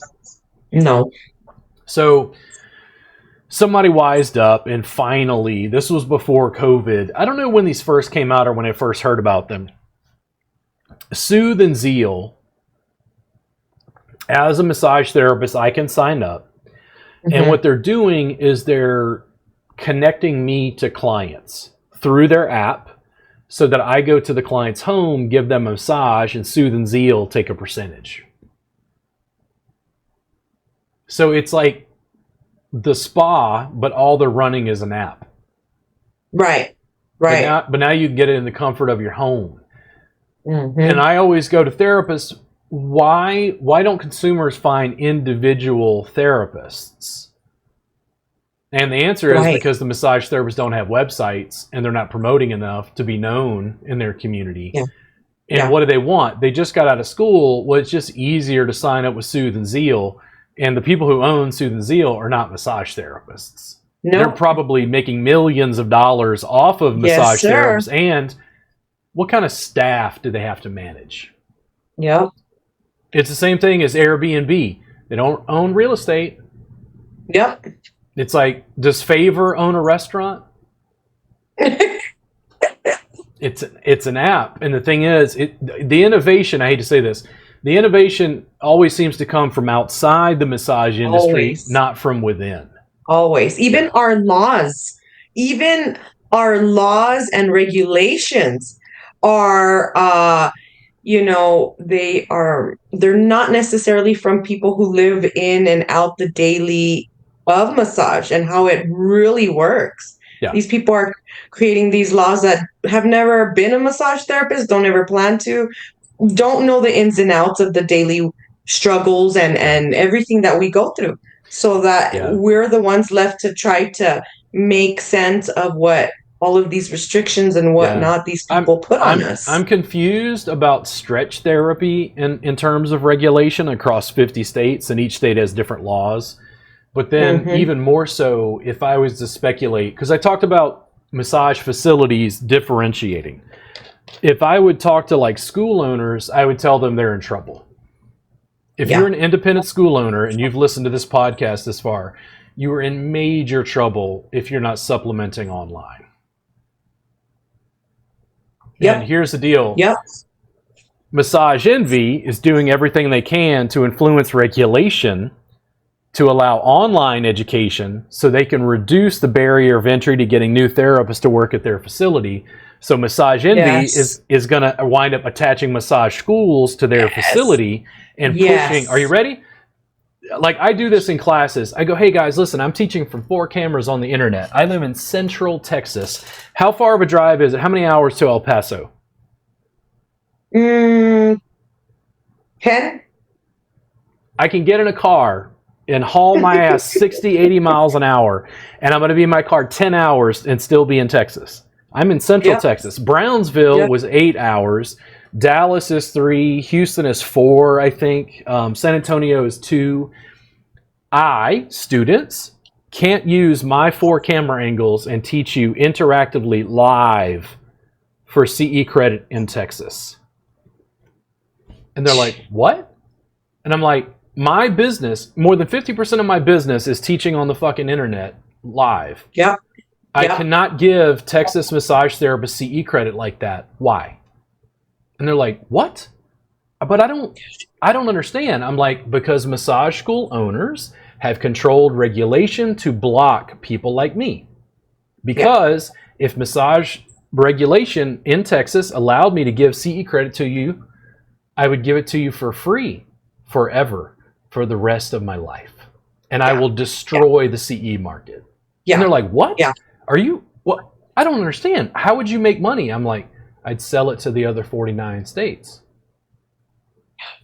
They're not understanding the regulation. I hate to say this, is trying to protect big business. It's not trying to protect the individual massage therapist. It is. I hate to say that, but it's like, right. I read massage law and I'm like, this is where the chiropractor is on the board, and chiropractors had this added to the law to protect their own interests. To protect their own interests. And then I'm like, you wait a better second. believe it. Well, you have to have a massage license. And I'm like, not if you work under a chiropractor's supervision. Exactly. And I'm like, why did they make that exclusion? And I'm like, because the chiropractor said, well, hey, now, wait a second. But I've got this highfalutin degree, and they're going to work underneath mine. I'm like, oh. I'm like, cool, okay. So why can't people work under my license? And they're like, oh, no, we don't allow that. We don't allow that. And I'm like, why? And nobody can give a real answer. There's no answer to it. It's like, because it's just protectionism. The law is written a certain way to protect business interests. And if I try to make therapists understand that, they get very angry very quickly, because they do think that TDLR works for them. They do think, that, like when I was reporting, unfortunately not. TDLR covers a whole different lot of businesses. I don't know. It was like duct maintenance and inspections and stuff. It's like interesting to go look at. Yeah. But when I talked to essentially the bureaucrats that were at the thing, either on the phone, and they were polite and nice, by the way. Like, I'm not trashing TDLR. They've got their hands full. And there are a lot of people with no ethics. Like, I have ethics. I'm just trying to figure out I don't get in trouble. Like, there's a lot of people doing stuff they shouldn't do, and I understand that TDLR is there to protect the public. But at a certain point, it's actually preventing me from, like, innovating, because I'm not forming the same thing as what's, taught in school. The issue was they looked at my website and they're like, are you giving, CE credit to therapists in Texas? And I'm like, oh my God. No, people. I'm like, listen, I live in Texas. I teach in Texas. Texas massage therapists get CE credit for my classes in Texas. Yeah. And they're like, but you're teaching online. And I go, yes, to 49 other states. And they're like, well, is that clear? I'm like, God damn it. I have to send a screenshot. Yeah. Where I'm like, listen, I can't deal with every, and it occasionally does happen. A student will buy a class in El Paso online and then get mad that they get audited and then I can't give them CE credit. And I'm like, whoa. Do you see this blurb? And they're like, oh, but this isn't fair. And I go, cool, you should complain to TDLR and get them to change their law. Exactly. It's true, though. It really is true. Yeah. Some of the challenges, like COVID did a weird thing. So like Austin is very heavy in the tech industry, and work from home was controversial pre-COVID. Many businesses flipped towards that model very quickly because they realized, okay, well, people got to be home. We can't have everybody in the office making each other sick. So they allowed work at home. And now that they've transitioned back, because nobody wants to go back. Exactly, because they realized they could do their work, but they could also stop and deal with their kid or whatever. I had to run the store or something or whatever. And it's like, I don't think that businesses really looked at the expenses and related to commercial real estate. And the thing is, COVID, by pushing online methodology, I really wonder what it did to commercial real estate. And then if all this commercial real estate is available, nobody wants to rent it, does commercial real estate value go down? So brick and mortar overhead is less and less appealing over time to many people who run businesses. There's a reason why so many businesses like Soothe and Zeal pop up with apps, because they're cutting out the real estate portion, focusing on the digital side in some way. Yes. And I don't really know what that means to the massage industry, because massage therapists really esteem and value in-person connection. They constantly talk about essentially the brick and mortar thing, but the problem I've always had is I very quickly started to understand that it was a real estate game. Like if you own the real estate, it's different. If they're paying your mortgage every month, your mortgage goes down, but your rent goes up. And that's one of the things that I think therapists are missing out on. If I ask them about brick and mortar, I go, cool, you're going to own the building? And they're like, well, no, I'm just going to rent. Like they don't think about that piece. Outside. And I think that's a hidden piece about brick and mortar business running. And I know for a fact, like pre-COVID, if I had decided to open a brick and mortar pre-COVID, my business, I'd be bankrupt. Right. Because I would have signed into a lease. And then I'd go, Mr. Landlord, sir, I can't run an in-person business in the middle of a global pandemic. Exactly. Yeah. Exactly. Yeah. You know what? You bring up very good points, because all of that you're just talking about in regards to real estate and whatnot, that's exactly what I am researching right now. Real estate, I look at it, if you're going to own a business and you want to rent a bigger location, you're talking about 2,000 to 3,000 square feet of renting. You're looking at, $3,000 to $4,000. I think that's the market right now. I am right now myself looking to expand. I need more space. I need more session rooms. I have clients expressing that there's not enough space or availability because it's such a small office. But then I look at the real estate side, and being a business owner, you have to know money. At the end of the day, you have to, you've got to know your bottom line, right? If you're going to make it or not. So of course I'm going into looking at these offices to rent, and they're ridiculous, Robert. Here where I'm at, the landlords are not offering they're not doing any painting or any carpeting in the office, the building. So you're literally taking that office as is. Yep. If there's burnt marks on the carpet, that's your expense now. What kind of rent were you looking at? If you're looking at a 3,000 square foot like space. Okay, can you give me an idea in El Paso? Yeah, so there's one specific, it's about let's round it up to 1,900 square foot. Landlord or owner was looking at 3,200 a month. Ridiculous. I know because I have family that's in accounting and I have family that's in real estate in El Paso. So I actually get a little advantage over any other therapist, I think, because I get the best of both sides of these places. What I'm making in my business and how the real estate is working. So that's why I haven't jumped in and dived into a 3 to 4 thousand a month rent and then try to figure out what I'm going to do to pay that rent. The way I look at it, and it's such a weird thing because, and you tell me, you have a family, it sounds like accounting and real estate, so this is confusing to me, and I'm out of my element.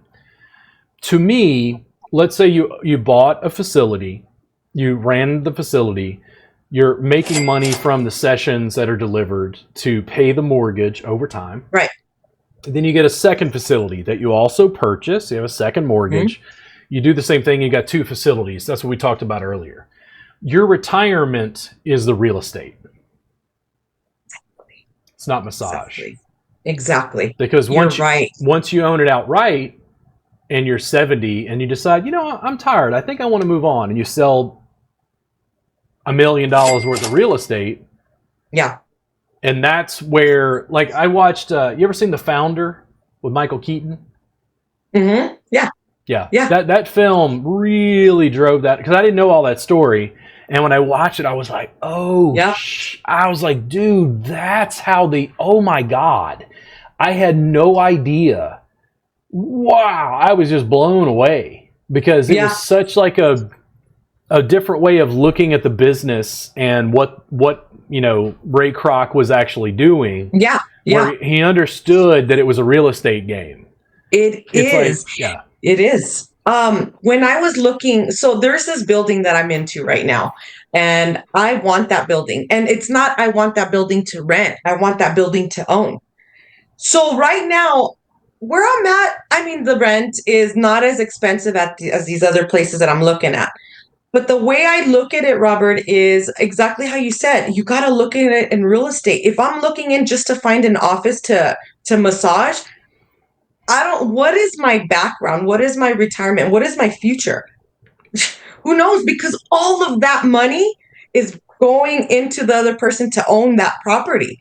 So for me, it blows my mind, and it really actually gets me annoyed that I would be paying $3,200 a month to be paying someone else's mortgage. It actually, I'm annoyed, and I'm like, heck, I'm going to pay someone else's mortgage. If I want to pay anybody's mortgage, it's mine.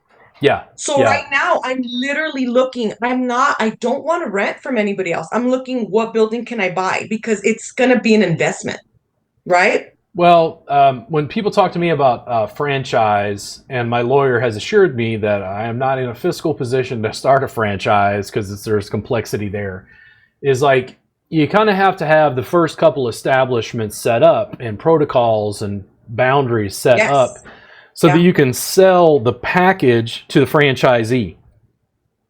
And then what McDonald's did is they owned the real estate and would lease it to the franchisee.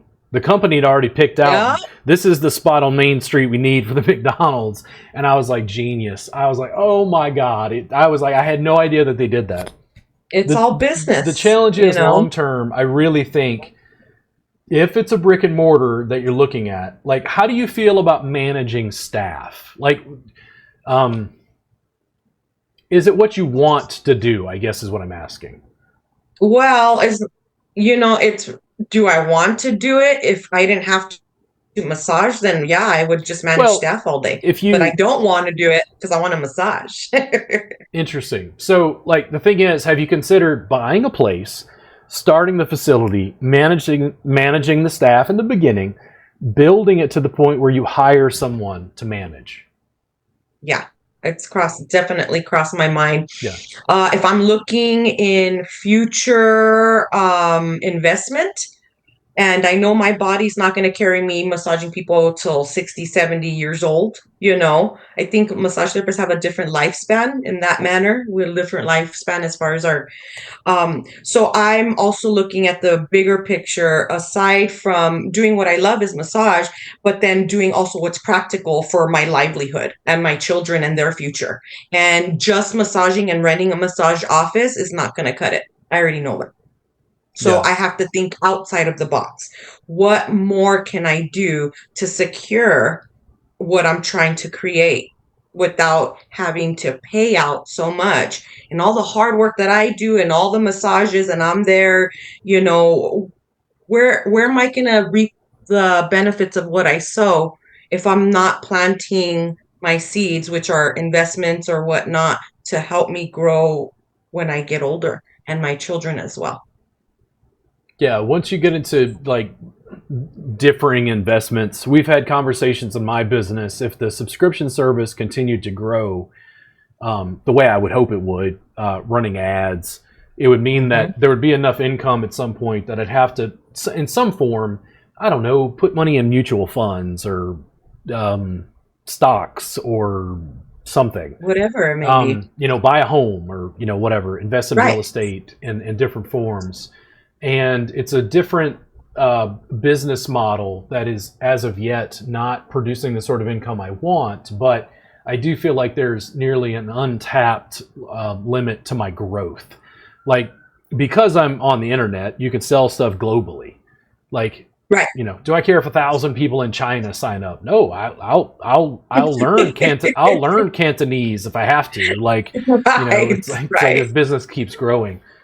The long-term piece of investing is the other thing that I think in massage school owners only have 500 hours. They're teaching technique, anatomy, physiology, the stuff you have to be able to do massage. I don't think it's very well done in terms of like thinking about the therapist's long-term business, retirement, owning a home, insurance, like all the other things that go along with, I guess, living a good life in America. And I don't fault school owners for that. There's only 500 hours. Right. I do know Right. that when I have conversations about it in my classes, the students are just like, dude, this guy is not about hours. He keeps talking about this mat-based thing, and I just don't know. It's like I don't know how we got into stock market and mutual funds, but I just want to help. I just want to help people, and it's like, well, guess what happens when you have a lot of money? You can help more people. Exactly. And they're like, no, but you're being a greedy capitalist. And I'm like, no, not at all. I'm talking about, imagine generational wealth. Mm-hmm. Do you have children, Monica? Yes, I have two. Yeah. And like, we don't want to spoil your children and ruin them. And maybe you have already. Just a little. Trying to backtrack. But generational wealth that almost doesn't go away. It's so much that at a 6% growth rate, they're taken care of. It allows them a different life, a different lifestyle. It's the sort of thing I think about. Yep. I had a student who was like 65 years old. She came into Yelm, Washington to take a class with me. She flew in from Idaho. We were working on a mat. She's like, Robert, this means I don't have to just retire. And I'm like, huh? And she's like, my body was going to give out. This mat work is so easy. Like I can keep working. And I'm like, oh yeah. I don't even use it as a selling point because I don't think it's ever been demonstrated in the Western marketplace. But I'm 46 years old and I'm like, see, 56, 66, 76, 30 years, another 30 years. I'll be 50 years in the industry. It's like, yeah. I mean, I'm not going to be I'm not as spry at 46 as I was at 18. But it's like, yeah, I can keep working. I have to manage things, I guess, a little better. Mm-hmm. Mm-hmm. Longevity in the industry, when I hear reports that it's like 3 to 4 years or whatever numbers they toss out, it's like therapists are burning out. They're not making enough income. They're hurting themselves. And if I point it out, they're like, we don't like you. And I'm like, okay, well, statistics do what they do. Yeah. What person of means, someone who's rich, who thinks working on one massage client at a time is the way? It's the way to build generational wealth. I'm going to be a Not gonna Vanderbilt, happen. the Right. Rothschilds, the Carnegies. Just doesn't work. It just Yeah. doesn't work, you The whole know? challenge is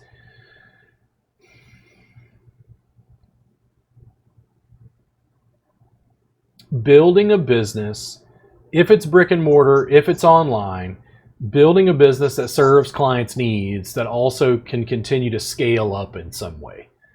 It's like I had a home before I got divorced here outside of Austin in Round Rock, and we bought the home for a certain amount, and in 8 years the value tripled.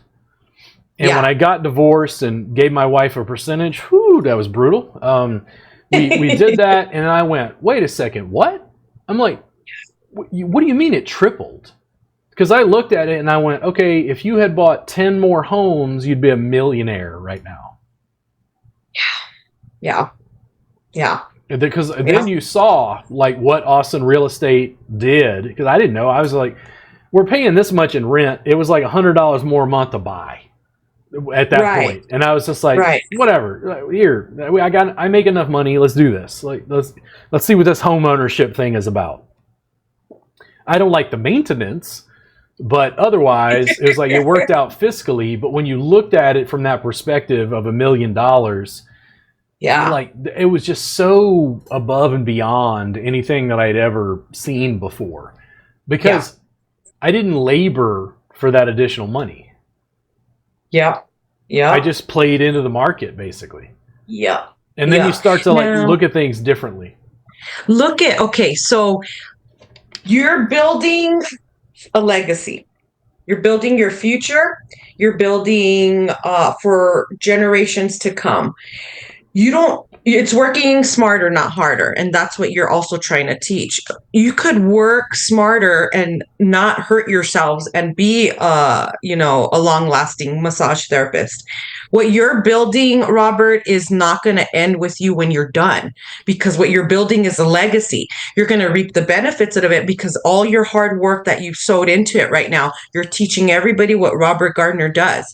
When you get to that age where it's like, well, age tells us, hey, 80 years old, I can't be doing this stuff or whatever it may be, you're going to be able to sit back and see your fruit blossom, because Robert Gardner's information is out there. Everybody's carrying it. Everybody's using it now. And you're going to reap the benefits of that instead of having to, work until you're 89 years old. That's the kind of seeds we need to plant for ourselves. Because if we don't, what are we going to do when we injure our arms or we can't work or we're burnt out?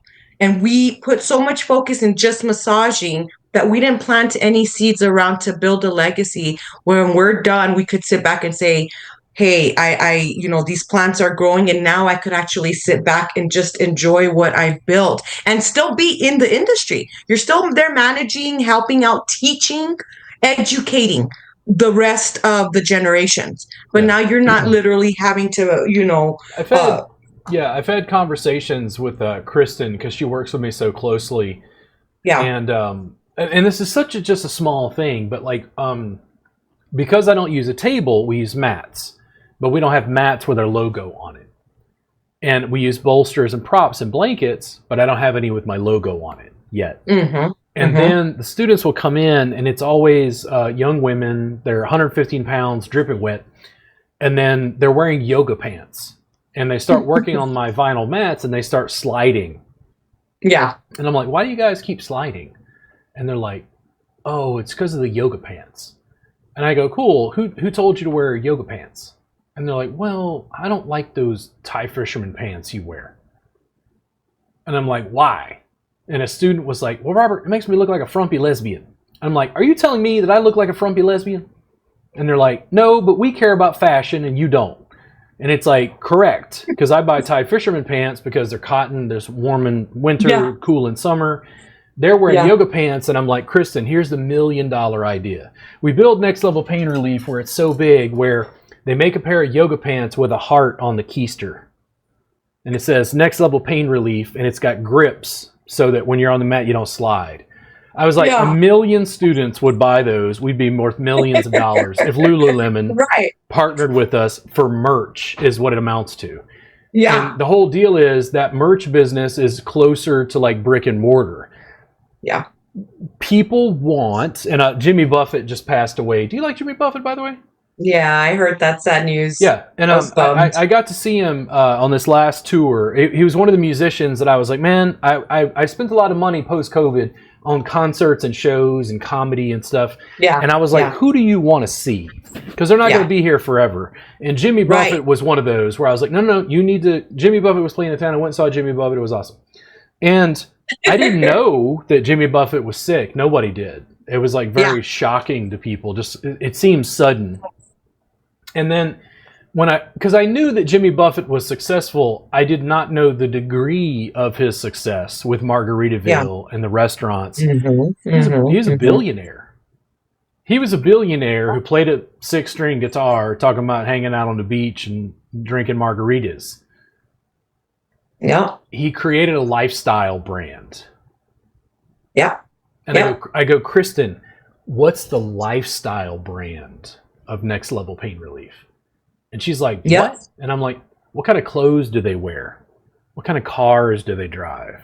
What kind of t-shirts do they buy? What kind of mats, bolsters, props? What kind of stuff do they purchase? And she's like, what? I'm like, what kind of music do they listen to? Yeah. Because I'm trying slowly to create a lifestyle brand. And here's what happened. The table-based tribe is going, no, that's not how we do things. And I'm like, in video, I have to craft, this is the lifestyle. And it's Kristen sitting in a hammock. Yeah. Palm trees swaying in the breeze. Hi, I'm Kristen Lumsden. Yeah. I'm a next level pain relief specialist, but this is what I do in my free time. I'm like, that's the ad. And she's like, what? And I'm like, lifestyle. Because people look at me and they're like, you don't dress professionally. And I'm like, I don't do what you do. Sorry. Yeah. Like, I'm not wearing khakis to do mat work. It would be better to have like a Brazilian jiu-jitsu gi on to do what I do. And that's where there's confusion. Like, you're not part of our tribe. And I'm like, Kristen, brand. Brand. What's the lifestyle? Exactly. Brand. I had a student, a colleague of mine. He's like, man, are you going to teach him about, like, basically, are you going to teach him about fiduciary responsibility? He didn't say that, but it was on terms. Are you going to teach him about the lifestyle? And I'm like, Tim, I built this business by eating kippered snacks. And I have a Honda Accord with 300,000 miles on it. They don't want my lifestyle. Here's how you can sacrifice and struggle for your dream. It's like, no. They want to go on vacation. They want it to be easy. They want to make more money per hour. It's like, what does that ad look like that sells them the lifestyle they want? That sells them the accoutrements of that lifestyle? It's like, I think Frank Zappa made this quote that said something like, you can't be a nation unless you have like a beer and a flag. You had to have your own beer and your own flag. That made you a legitimate country, something like that. Right. And that's the thing, the physical accoutrements, the therapists are still thinking in tribal terms of like, where's the brick and mortar? If this was a real idea, are you ready? I go, Robert would take advantage of massage therapists and glean 60% from them? And they're like, no. And I'm like, I allow you to keep 100%. I'm showing you the techniques. I'm showing you how to use it. But here's what happens. In a group dynamic, I have to create and craft enough of these students doing it successfully that all of the rest of the massage industry says, now it's safe. Now it's okay. These are the cool guys. These guys listen to Jimmy Buffett while they're in suspension and work on people. These guys listen to dubstep, or these guys listen to trip hop, or they're cool. Look at the cars, look at the lifestyle they lead. That's what I want. And that's the thing about the massage industry when I talk about it as a lifestyle brand. Jimmy Buffett was successful in creating that, and I don't think it happened overnight in any way. Like Nope. I mean, I suspect if I went and read like a biography, maybe somebody will make a really great biography of him one day. I suspect even he was taken aback at like what started to almost get away from him, of like, Right. the fans were, fins up. The fans were creating the stuff, and like I don't know. It's just like a carnival you created somehow, where the fans Right. are so rabid around this one thing. I don't think he thought when he wrote Cheeseburger in Paradise that was going to be the thing that he had The to play thing. at every show forever, because Forever. that was what people Or- loved. Yeah. Yeah. The lifestyle brand currently is table based for the industry, and what I'm Yep. trying to do is craft a lifestyle brand for the mat. And right now Exactly. they can't quite see it. It doesn't Right. quite, and it's like, I'm working on it. We're still producing video, and even if it's successful, to me the success comes from a degree of polarization. It means that some people will look at it and go, I don't like it. Right. And I go, cool. If you don't like Jimmy Buffett, I don't want to hang out with you. And two, it makes the fans that you do have more rabid about it, because it's like, am I going to spend time complaining about Jimmy Buffett? No, just go listen to music you like. And there's nothing that makes people in America more angry than being like, hey, if you don't like it, why don't you just scroll past my thing? And they're like, no, I have an opinion about this. And I'm like, block? Like, I don't care what your opinion is. Like, I've already decided. Do I think anybody... Exactly. We can have a debate, and it'll be me and then the entire massage industry. Let's say all 300,000 of you. Yeah. Now, I believe that I will win that debate. I believe that I will be mocked. People will hurl like rotten fruit at me, and old tomatoes with mold on it and shit. Like, they'll pelt me to death because, I'm not being part of their tribe. I don't think I'd lose the debate. The challenge is, as a lifestyle brand, CrossFit is a lifestyle brand. Lululemon is a lifestyle brand. Nike is a lifestyle brand. And I go, what's the lifestyle brand for the mat? That's true. And it's like, they've never seen it yet. And that's the thing that I'm kind of working on, where I have a bigger picture conception of what's going on. And it involves working with an individual therapist. And then there are debates. Like, I've talked to people that, business people. They're like, you should open a place. You should definitely have a brick and mortar. The only way this is going to work, you have to have a brick and mortar. The challenge would then be, do I want to manage therapists? No. Do I want to rent commercial real estate? And that answer currently is no. I will sublet for various events, which you would do, like the Thai Massage Jam. That's fine. The sublet is fine. That helps the person who's paying the rent with their rent as well. That's fine. But like full time, no. I just don't desire to do that. And I think that has been very confusing, because even as an educator, I think other educators, if I talk to them in the massage industry, I think they'd be very confused by the step that I've taken. It's only been post-COVID that somebody finally went, yo, what are you doing to do your subscription service? And I was like, oh, I'm using a Teachable. It's our online school platform. Yeah. Because I can see them. That subscription has been up for 5 years.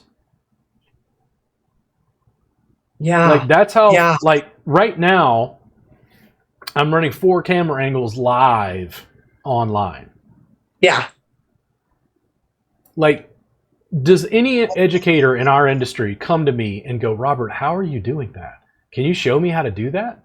No, I'm being completely ignored, because they don't even see, like, the future. And I'm looking at it going, okay, if I can double the subscriber count, that's great. If I can double the apprenticeship count, I can move to Oaxaca, Mexico, and teach online. Yeah. What? And I'm like, well, I'm teaching the students online, so I don't have to be in the United States. And they're like, but you don't speak. They're like, but you don't speak Spanish. And I'm like, well, not yet. Exactly. I haven't got it translated yet. Like, I guarantee you, somebody in Oaxaca speaks English. And they'll be happy to have me get them totally trashed at a bar and work on my Spanish for 2 hours while we cackle and laugh because I can't roll my R's. Yeah. Yeah. The business model is different towards not only mat-based, in my case, but also heavy online supplementation. It's amazing to me how many people are going, but they're going to steal. That's a subtle thing. They're going to steal. They're not going to pay for your in-person classes. And I'm like, I don't think that's the case. Right. The tribalism, the lifestyle. When we talk about massage therapists in Austin, how many massage therapists in Austin are beating down my door? Not very many. Kristen, she's like, why? And I'm like, based on what they see online in terms of lifestyle, they do not like my lifestyle. They do not want to be disliked. They do not want to be controversial. I'm like, Kristen, how did they respond to you? Kristen came in and taught one of the first classes, and I was there just to film it. And I was there to supplement and help her if she needed help. I was there to supervise, if you want to call it that. Yeah. But in the middle of class, I'm not lying. A student walked up to Kristen and said, I'm so glad a woman is finally teaching this class. And I was like, whoa. Wow. Because to me, I'm like, why does it matter? Yeah. And it's like 85% of massage therapists are women. Do they want to be hairy like Robert Gardner? Do they want to have Robert Gardner's lifestyle and be No.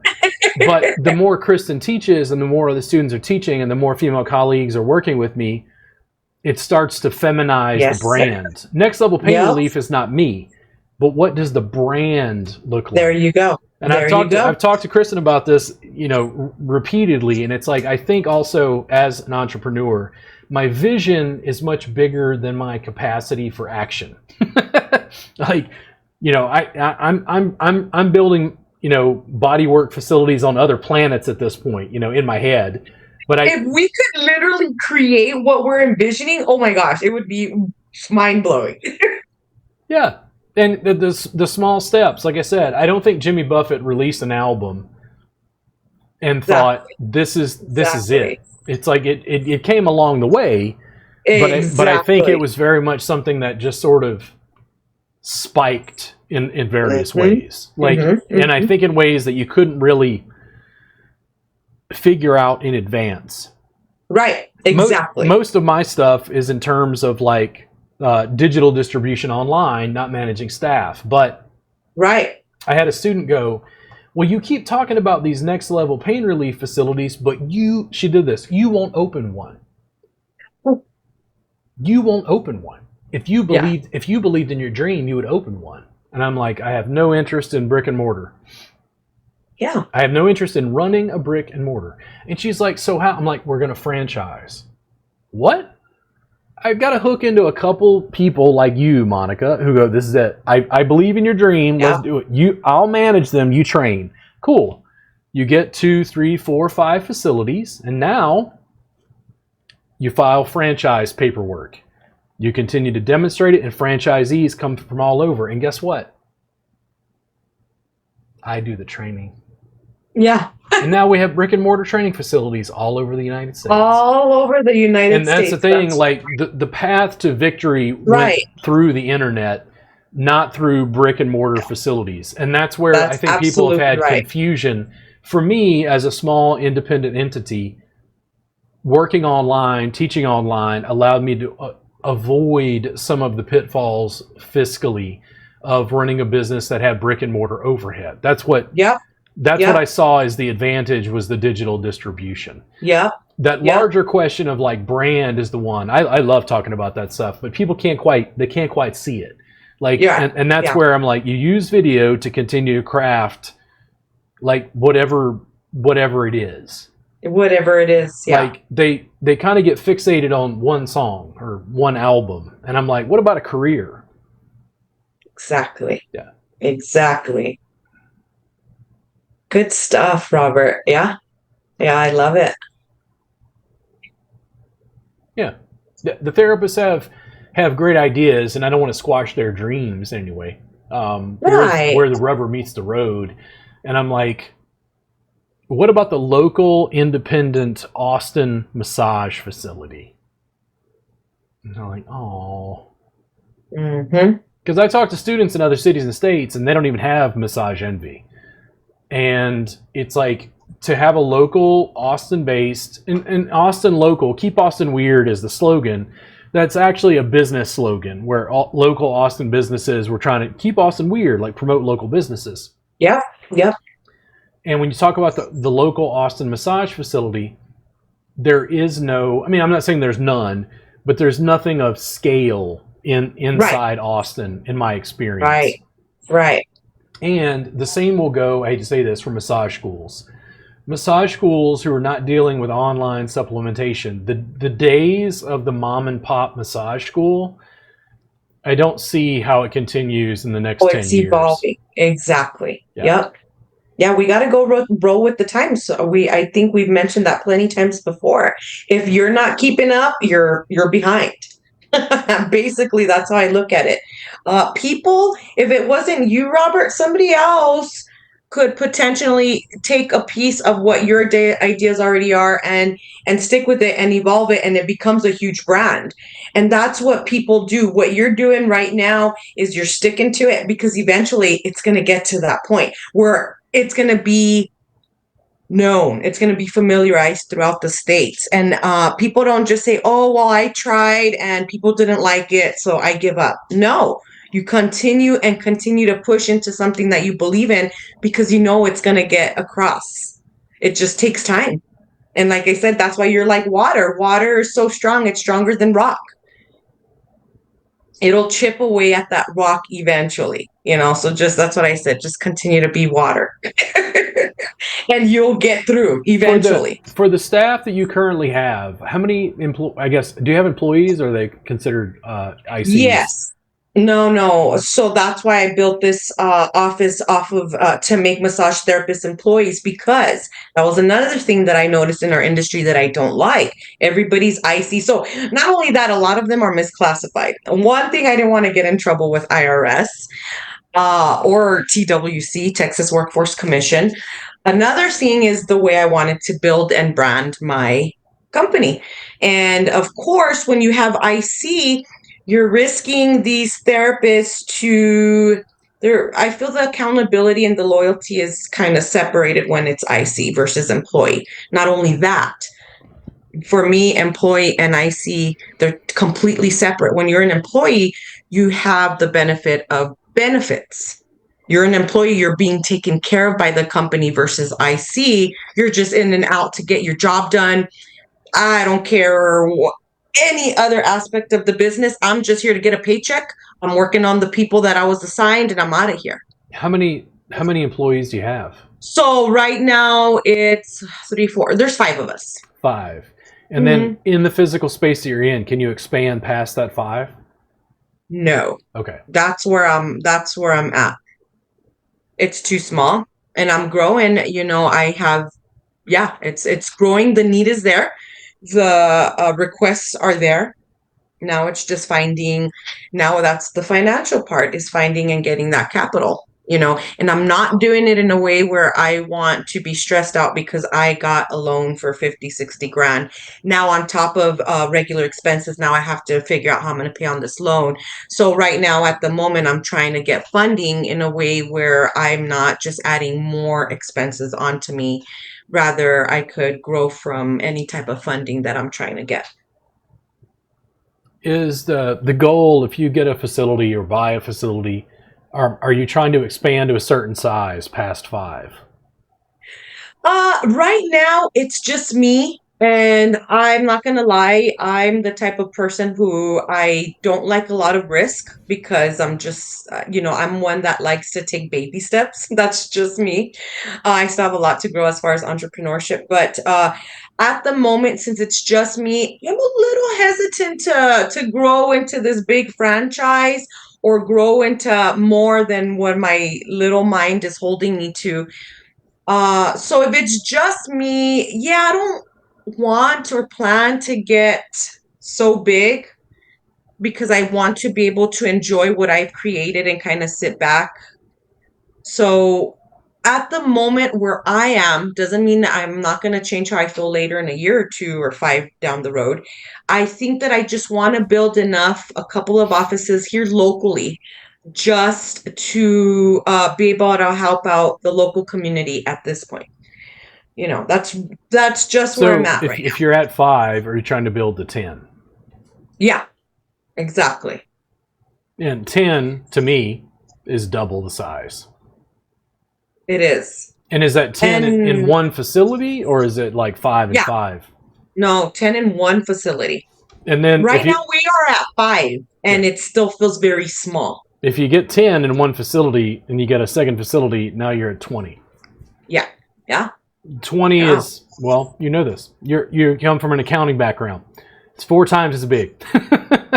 Yeah, exactly. It's all the 20 times the trouble. No, I'm just joking. Oh, dude, I can't even imagine trying to wrangle massage therapists. It's like herding cats. It's hard. And I don't want to say anything negative about our industry, but we're definitely a different type of breed. And it's funny how we all, like you said, are all about coming together and teaching and learning. And but when it's with each other, it seems there's always a pushback.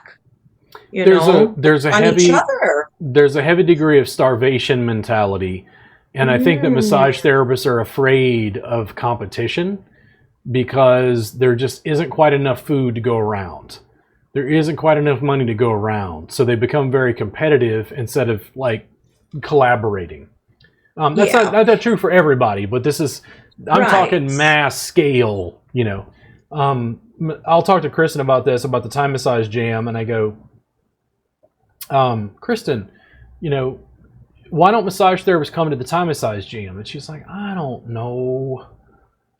Because here's what's happening. Class fees keep going up. And students are starting to complain. And I'm like, so you could study with me $7 a month online. And they're like, oh, but I want in person. And I'm like, there's only one of me to go around. The Thai massage jam is free. Why don't you come to that? Oh. But it's not like a CE class. Right. I'm like, you can come and learn and work and practice with me for free. You could get your CE class anywhere else. Because the tribe values CE credit as having value. A community bodywork event doesn't have value. In fact, are you ready? Massage therapists give the Thai massage jam less esteem because I'll teach the public. Yeah. And they don't want to study with the public. I'm a licensed professional. These people don't know contraindications. And I go, the Thai massage jam is a community bodywork event. Yeah. You can learn for free. Yeah. But you got to come hang out with me and my friends. Yeah. And then they'll complain about this, sort of, by behavior. And then they complain about class fees. Yeah. We have a suspension master class coming up, and this always happens. I tell therapists, I'm like, listen, I know you don't like this, and I know it's the only thing I've ever taken down from my subscribers group, but I want you to make so much video that other massage therapists hate you. And they're like, well, I don't want to be hated. And I'm like, cool, then you should probably study with somebody else. Right. I don't know how to teach we post the suspension master class because we just got stuff set up at the facility. It's $3,000. It's 24 hours of hands-on class time with Kristen and I. You get a session outside of class time with Kristen or I. You get 24 hours of hands-on work. You get a full copy of the entire class recording, and you get the online class in additional supplementation. It's $3,000. I posted in Texas massage groups, and the first people to criticize me are Texas massage therapists. And they're like, good fucking chance, bruh. He's like, that's more expensive than medical school, more expensive than chiropractic, more expensive than PT. And I'm like, well, you left out the part that it's more effective. And they're like, fuck you. And I'm like, no, man, fuck you. I don't give a fuck what you think about what I do. If nobody signs up, guess what? I just cancel the class and keep making money. Like, I'm not going away. The thing is, if you want my hands-on individual time, it costs money. Kristen, It was very interesting. When we went to the AMTA convention in El Paso, there's a branding and a labeling challenge. We did like Thai-style foot massage and then a carpal tunnel relief. And the carpal tunnel relief class in particular, because we did that one first. The carpal tunnel relief class, Kristen was like super, I mean, she was doing cartwheels around the room. She loved it. And she's like, Robert, you're blowing their fucking minds. They're so open.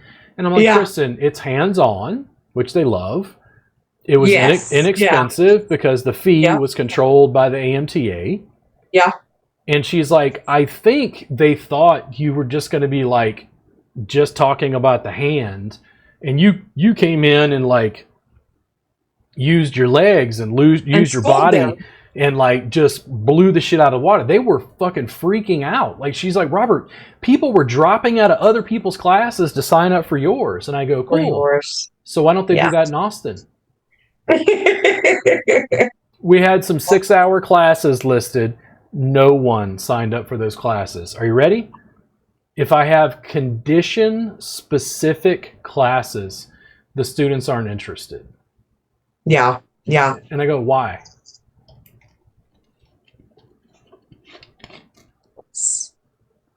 Well, what if my client doesn't have carpal tunnel? Yeah. Then I'm like, they have a knee problem, you use the knee class. They have a hip problem, you use the hip class. Oh, but this is really long. And I'm like, yeah, mastery might take a lifetime. Right. Exactly. It's not just massage as a service. It's also expectations and labeling and branding and packaging and how stuff is put together. We had students in an in-person class that was on a table, and I said, hey guys, I got an idea. You guys are enjoying this class on a table. Why don't we do this? Let's get together once a month for 2 to 3 hours and continue supplementing what we're currently learning. Yeah. Oh, that sounds amazing. You know, and they're like, how much? And I'm like, oh, well, $50 or something. We'll figure it out. Something inexpensive. Something you could do repetitively that'll work. Right. And of the students interested, they're like, oh, once a month?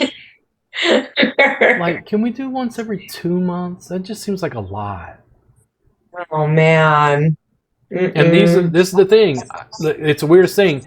I can barely get Austin students to come to classes. Yeah. The students are traveling 5 hours from other cities and states to come train with me. Yeah. I've got more students online in other states that cannot get a session with me.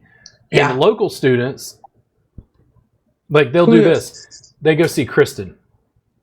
And I go, Kristen, why are they coming to work with you? And she's like, I don't know. It's like, well, you charge half what I do.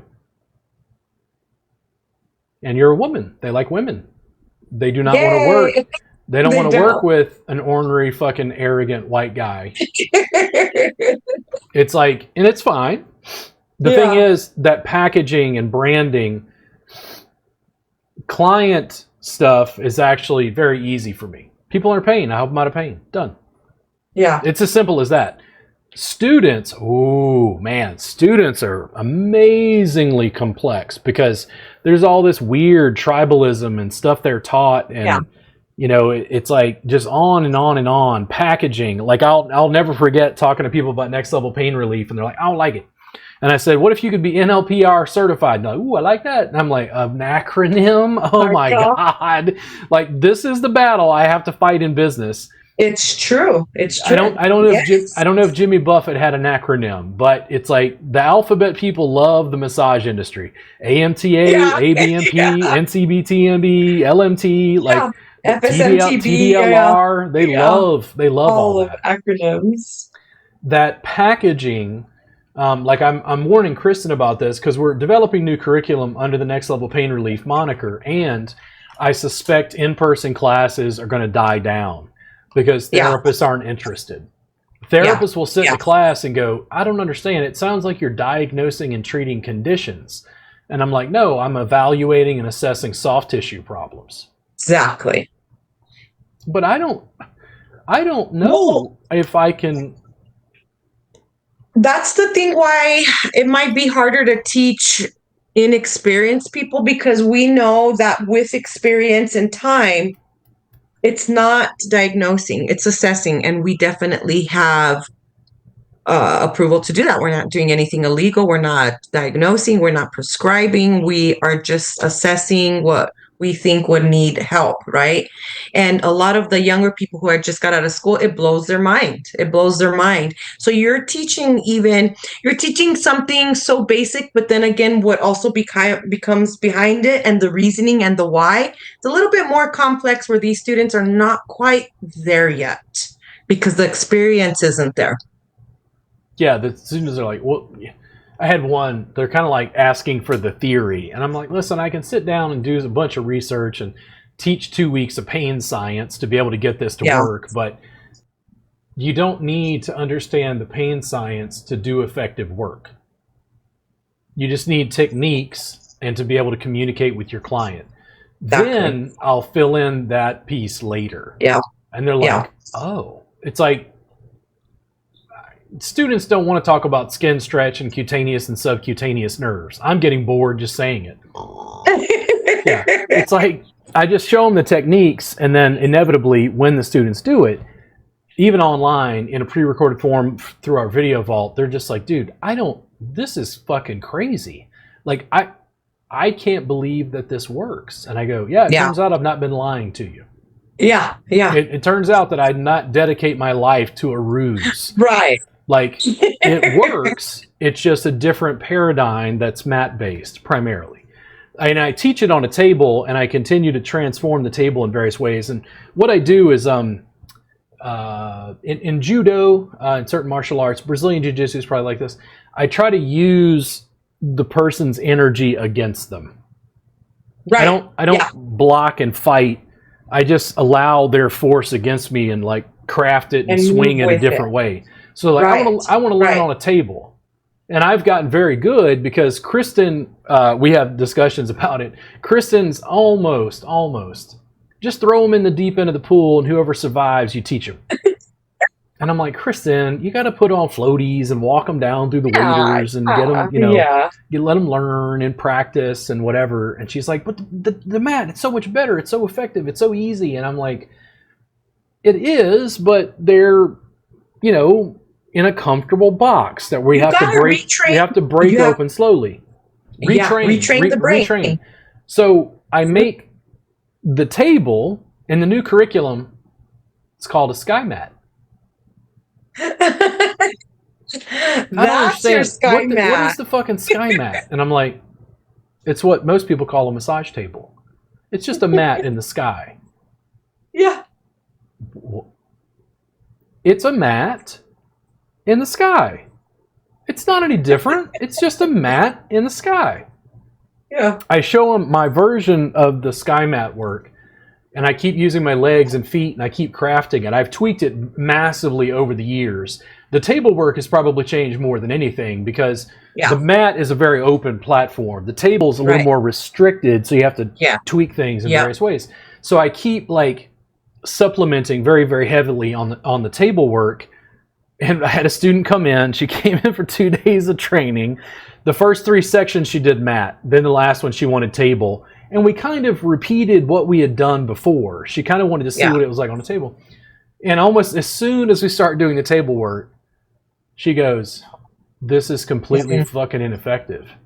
Yeah. And I go, cool. Floor all the way. Olivia, would you like to look at the camera and tell the massage community that 99.9% of what they do is ineffective? Because they fucking hate me. And she's like, but this doesn't make any sense. It's so much easier. And I'm like, okay. Most students don't have any experience of mat work. They're not trained in school. The culture is not open to it. Massage facilities don't hire for it. Clients don't think it's a superior form of pain relief or any kind of service. Like, there's not a lot of social clout that goes with it.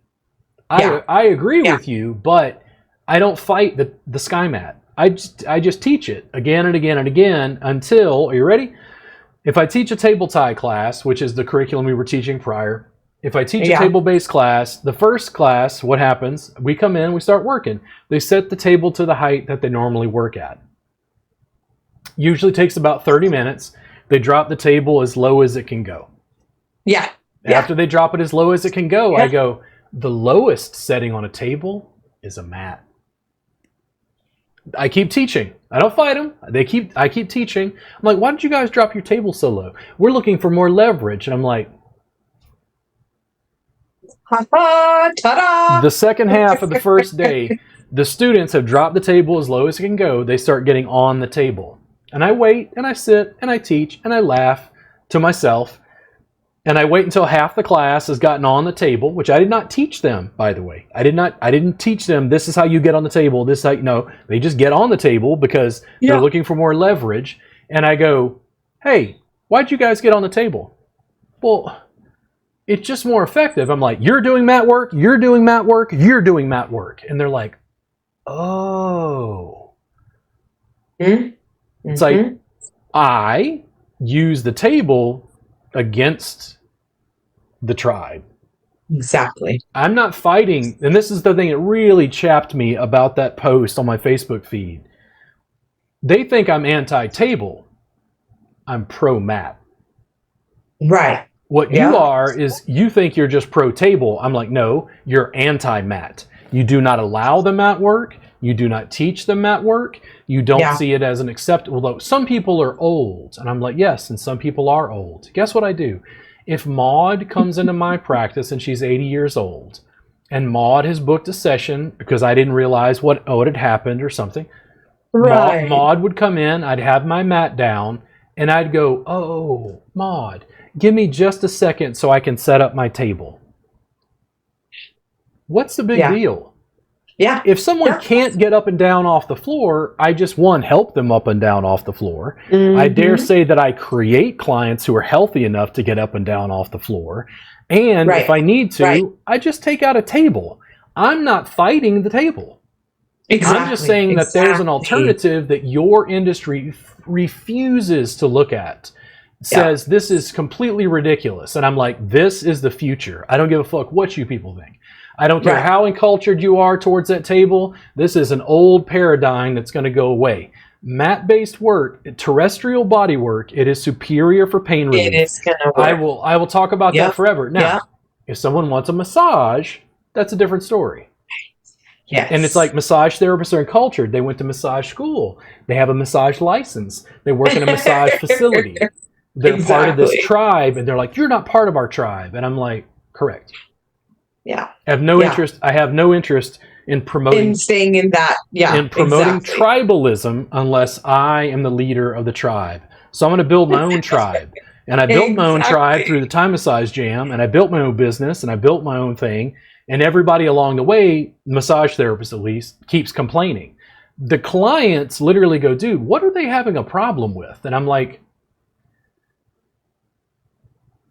I'm asking the same question. It doesn't exist, man. Yeah. It would be like, it just feels like I'm running into a room and arguing about gravity. It doesn't exist. Exactly. It doesn't exist. We're just floating. It's like, it seems that absurd, but fundamentally, the reason I call it a sky mat is to break the duality. They think it's either or. Table mat, male, female, table mat. Earth and heavens, table mat. And I'm like, the table is just a mat in the sky. When Olivia did the work and went, but this is fucking ridiculous. This makes me work harder. And I go, cool. Can you look at the camera and let the massage community know that they're working too fucking hard? Yeah. Because I can't get them to listen because they're like, fuck you. We don't like you. And I'm like, okay, well, I was never meant to be the sex symbol of next level pain relief. Like, I'm just an asshole educator helping people out of chronic pain, and we're in the middle of an opiate epidemic. Yeah. Now, with my attitude, do I want to manage staff? And more importantly, let's put it, one, we know I don't want to manage staff. The thing is, who has the balls to want to be managed by me? Are they going to like it? Oh, no. I mean, I work with Kristen on the regular, and we fight about stuff because she doesn't like how I do XYZ. And it's like, cool. Like, I don't care. Like, my business continues on. The relationship that I have with her as a colleague is different. And then I've got other students who argue with me about various forms or whatever. And I don't try to control their practices. I'm just running my business the way I think it's going to work best and continue to build. I do think it is a major error for what I am teaching. I think it is a major error to want everyone to love it. Completely unreasonable expectations. Exactly. I need enough that we run the relief clinic. The 5 students who get clients effortlessly, I'm running ads. I help with the businesses. Right. If they become fully booked, and there's now 6 of us in Austin, the next 6 are going to be easier. And the next 6 are going to be easier. Yeah. And then this is what most massage therapists will do, because most massage therapists suffer from the same thing the rest of humanity faces. They don't want to lead, they want to safely follow. Right now, it's fringe enough that everybody's like, this is crazy. Once they've seen enough people do it, they go, well, I want to do that. Yeah. I want to be awesome like them. That piece of like the lifestyle brand is the thing I think about all the time. And did I want my lifestyle to be managing massage therapists and real estate? And that's a weird conversation that is very difficult. I was anxious to talk to you about it, but when I talk to students, I don't think they're thinking clearly in terms of real estate. Right. Yeah. And, that's kind of fair to them. Like you said, it's not even taught, hardly a percentage. But not all of us have, a chance to be able to look forward into the future. So some of us just already come with that natural part of it, as far as like, okay, this is what needs to be done. I'm looking more in the future. And some people need to be a little bit steered that way, Yeah. And help to see that perspective of it. Yeah, there's nothing about what I'm teaching that their massage education has prepared them for. And just that statement, if I cut that, they're furious. They're like, fuck you, we studied anatomy and physiology. I'm like, cool. So I'm teaching Brazilian Jiu-Jitsu to an industry full of boxers. They're like, we know how to box. And I'm like, okay, but that's not Brazilian Jiu-Jitsu. Exactly. I don't know what else to tell you. And they're like, well, you've never seen. I'm like, listen, there was a time where the Ultimate Fighting Championship had never happened. I had never heard of Brazilian Jiu-Jitsu. And Royce Gracie got in the ring and fucking destroyed everybody who got in the ring with him. And it was the progenitor of mixed martial arts. Everyone had to train in Brazilian Jiu-Jitsu just to defend against the BJJ crowd, because all those striking forms got fucked up, because once they brought you to the mat, you were like a helpless victim. Yep. Like, I remember seeing it as a kid and going, dude, this isn't like a fighting style. This is just a way to stop a fight. And it's like, but that martial art form is called Brazilian Jiu-Jitsu. It just changed the form. To me, it's amazingly effective. And I go, what is that in body work? And I keep being told, no, this is not. No, this is crazy. And I'm like, no, it's not. It's not even that different. I'm still using my body to work on people. It's clothes on and on a mat, but it's still using my body to work on people. It's like, why will the community, like, for instance, if massage therapists, you said this about school, if they knew that there were other options, would a therapist want more tools or less? More. I'm like, cool. What I give you is more tools. I'm going to give you 75% more tools than the average table-based therapist. Yep. And they're like, that's ridiculous. There is no, and I'm like, really? Why do you understand you know what I teach? Yep. Why do you think, like, I'm sorry, I don't expect that I know as much about astrophysics as Neil deGrasse Tyson. Exactly. Neil has to teach it to me in preschool, where he's like, come on, Robert, we're going to paint the radio waves, the color of the radio waves. Yeah. And I love Neil deGrasse Tyson, but it's like, My 20 years experience tells me otherwise. I know that seems controversial, but it's like, listen, I've done this before. I'm like, hey, I can live stream to any school in America right now. If you're a school owner and you see this and you're interested in what I teach, I'll live stream into your school for free. I guarantee you when this is over, no one will contact me. Why? Because they're like, this guy's seeding a fucking rebellion, and this is not profitable for me as a school owner. Yeah. And it's like, nobody can, other than therapists who follow what I teach, nobody can figure out how to make money out of it yet. Because they're like, this is, go ahead, tell me, please tell me it's not massage. Just please. Oh, this isn't massage. I'm like, cool, then we don't need licenses in all 50 states. Yeah. Yeah. Very complex. So good for today? Good for the day, Robert. Your social media. Can you tell people where they can find you? Yeah, so I am on Instagram at 180_massage_therapy. And I'm also on Facebook, 180 Massage Therapy. Guys, follow me. And I'm not as good as Robert on the social media, but I'm getting there. No, we'll keep working on it. Listen, if I can help you with anything at all, feel free to reach out. And thank you guys for tuning in to the podcast. I really appreciate it. Monty, you can stay here just as we finish. Just stay here for a second. Thank you guys for tuning in. You can check out the other podcasts. I think it's Spotify for podcasters, and it gets populated to Apple, whatever. Just find the podcast wherever you find the podcast. This whole video will probably be up on YouTube as well. Thank you guys for tuning in. I'll see you again very soon on the Robert Gardner Wellness Podcast.